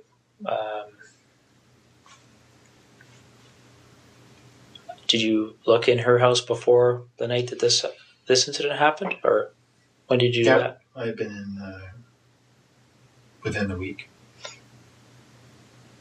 probably a couple of nights earlier. What did you do that night?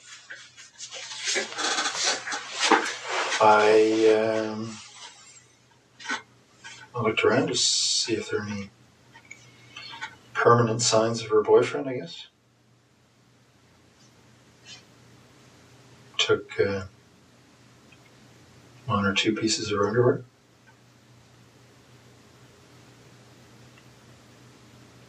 That's all. Okay. So the night you go there, when the incident happens, do you remember what time that was? It was pretty late. I probably got into the house around midnight. She was asleep on the couch. Oh, I didn't know that, but I knew she was in there. And how'd you get in, sorry? Window in the back of the house. There's a little sunroom. Was it just something you had to slide, or how did you I had get to that? remove the screen and slide it up. Okay. So I got into the house and she was asleep in front of the TV.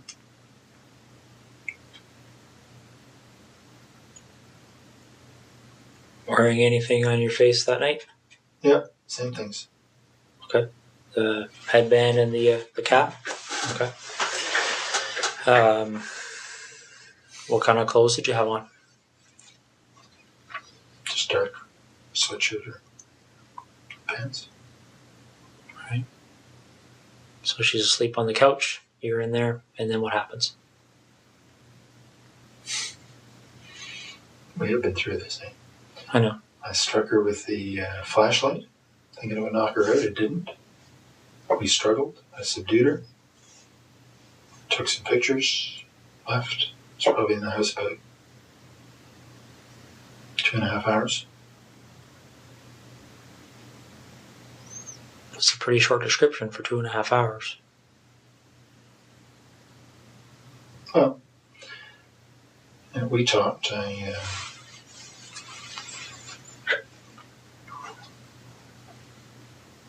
told her I wasn't going to hurt her.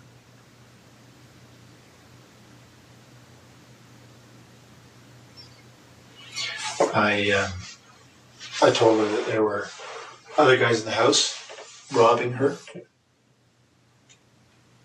My job was just to control her.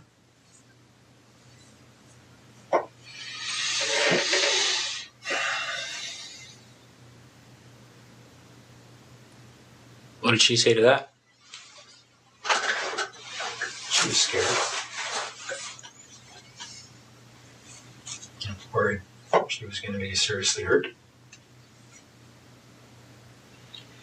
Did she say that, or did you just assume that? I don't know. She said that. She was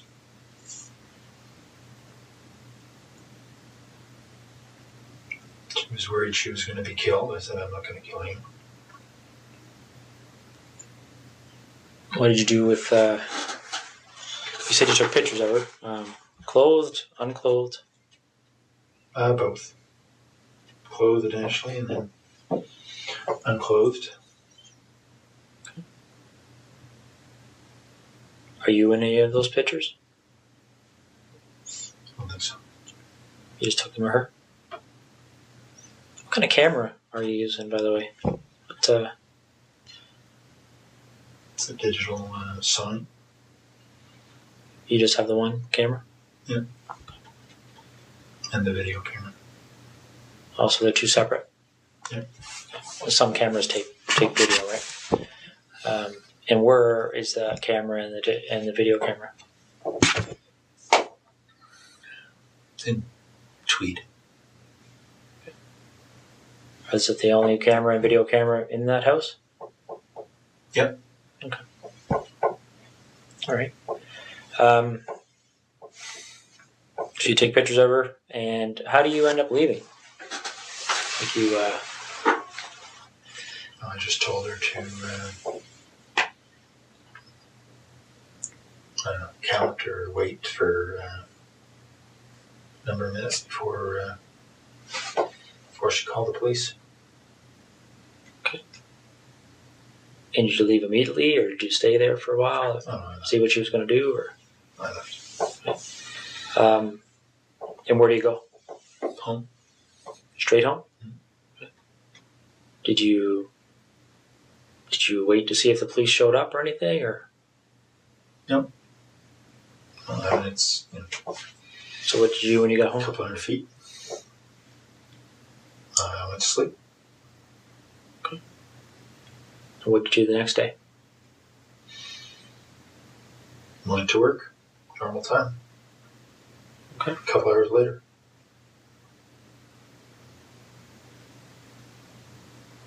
All right. Do you remember how her clothing was removed?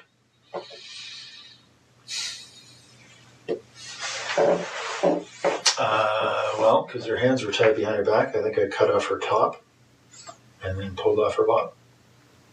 What did you use to cut her top? I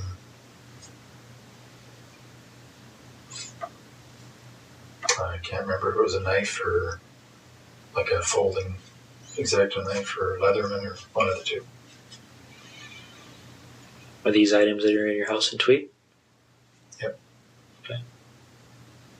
Was there ever any other time you used a knife to cut off clothing or anything else? Do you remember? I cut off Jessica's top with a knife, so her hands were tied behind her back. That's all. Where's that knife? Which knife did you use that That time? was the Leatherman. That was leather. Tweed. Is it the only Leatherman in Tweed? Mm-hmm. Okay. So on the 16th of September, when you went in that night, was that the first time you've been in her house? Yep. Okay. And why her? Just because I'd seen her and she was cute. That's it. Okay. So there was no. You didn't go into her house before that night? No. All right. So you go in, and how'd you get into her house? Side window. The was not locked. Cut the screen, slid the window, crawled in. Okay. And what you wearing? Same. Sweatshirt, dark pants. The same hat and.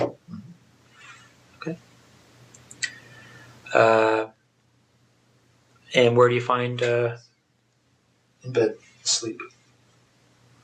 And what do you do? Stood over her for a while and I hit her on the left side of her head just with my hand. Just woke her up. We struggled.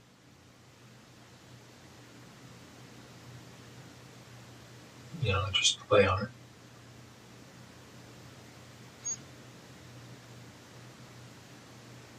And very much like I described a little bit ago, took off her, pulled her top down, and took off her pants. Took some pictures, left. Do you remember her saying anything to you? Yes. What did she say to you? All kinds of things. She had a young baby just next door, the other room, 8 months or so. So obviously concerned about the baby, concerned for herself. I assured her I was not going to hurt her. Physically, anyway.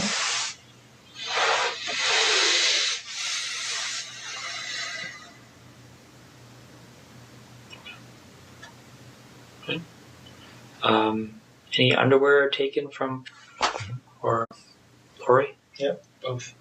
And where would they be located? In Tweed.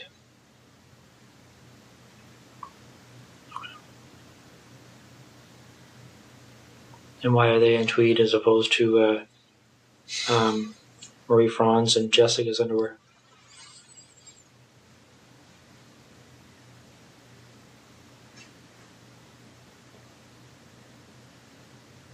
I don't know. Do you remember how much of their underwear you took?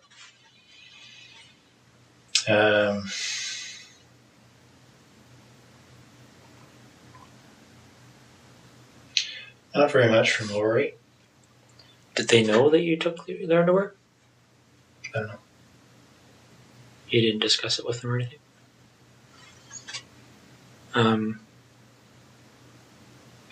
So where in Tweed would their underwear be?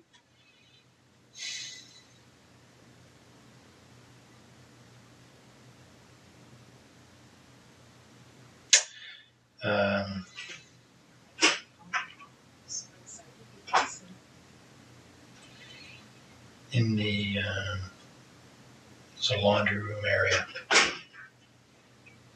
Okay. Just between the house and the garage. Right.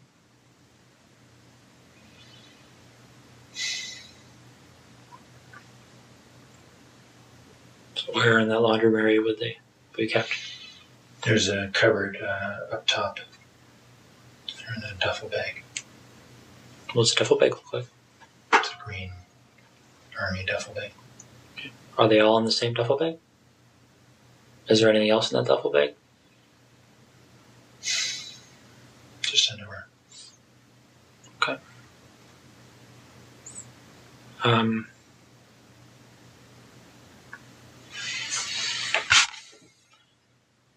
When these pictures are looked at, you talked about being in Marie Franz's underwear on the first night you went in. Did you take photographs of that? Yep. What about anybody else's underwear? Yep. Photos. Of you in their underwear? Mm-hmm. And where were those photos taken?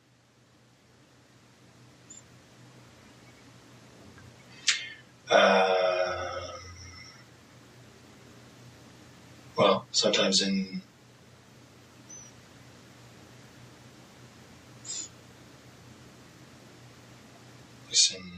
Marie France's case, in her house. The others in my house. In Tweed? Mm-hmm. So is this a matter you would take the underwear, go back, and then at some point put the underwear on and take pictures? What about Jessica's underwear?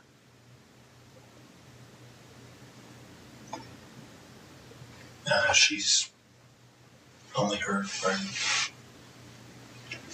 So you don't have pictures of you in her underwear? No. All right.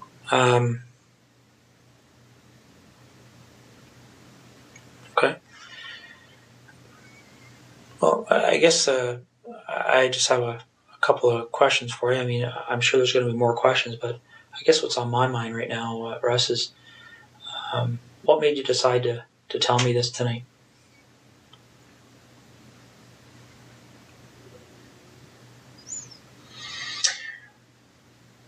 Mostly to make my wife's life easier. Okay.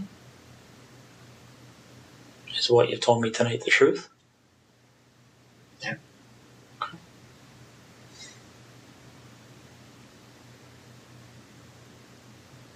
How do you feel about what you've done? Like what?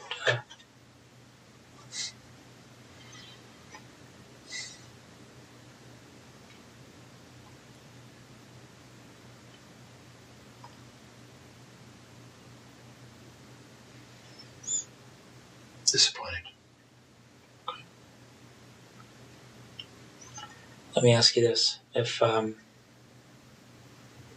this didn't come to the point it's at right now, if for whatever reason you didn't end up on our radar, so to speak, do you think it would have happened again?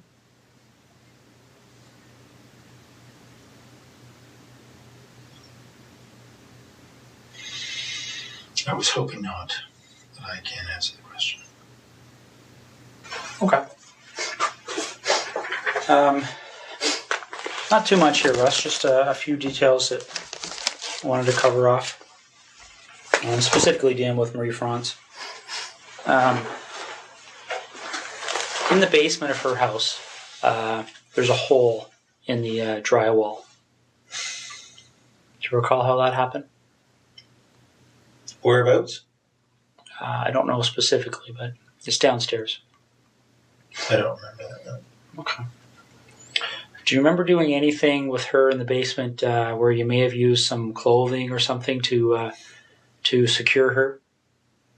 Yeah, I tied her up against one of the poles in the basement initially. I went outside and put the screen back on and secured the window. Okay. While she was tied to the pole? Yep. And what was your thinking behind doing that at that point? Just to cover up how I'd come in. Okay. Now, by the time she's tied to that pole, is that in the very initial few minutes kind of thing of the confrontation, or? That was shortly after I'd subdued her and tied her up, yes. Okay. Does she have the duct tape on her mouth yet?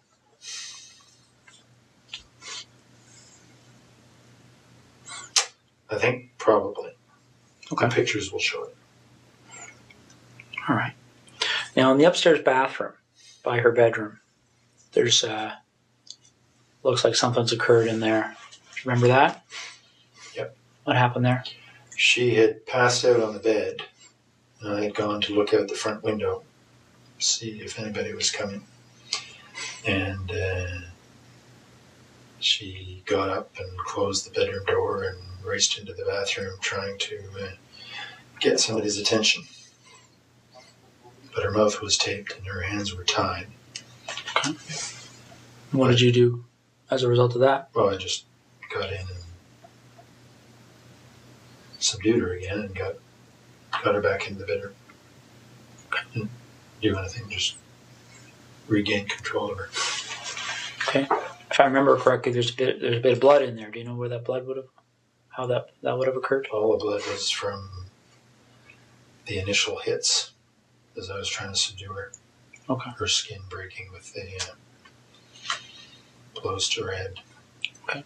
Do you recall blood being in the bathroom? No, actually, I didn't have the light on in there, but it doesn't surprise me. Okay. There's a pair of underwear and some socks on the floor of that bathroom that belonged to her. Do you remember how they got there? I don't remember seeing them? see them.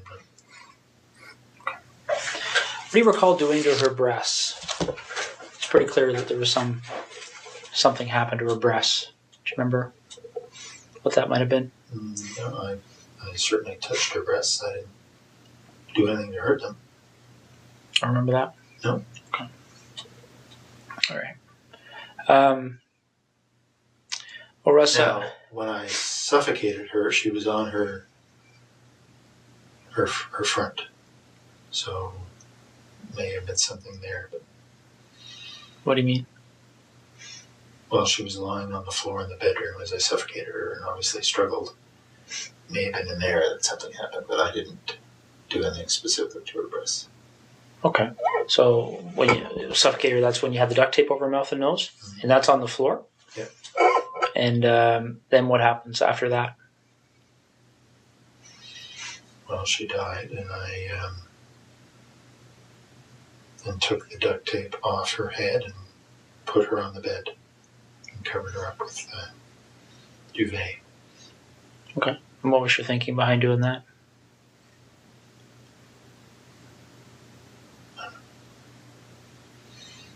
Nothing really. Okay. As you might expect here, Russ, certainly even now, one of the Ottawa investigators mentioned to me that there's a number of incidents that have gone unsolved over the years. Can I was going to get into that. Can I go to the washroom quickly? Yeah, I can get somebody to take you to the washroom. Okay.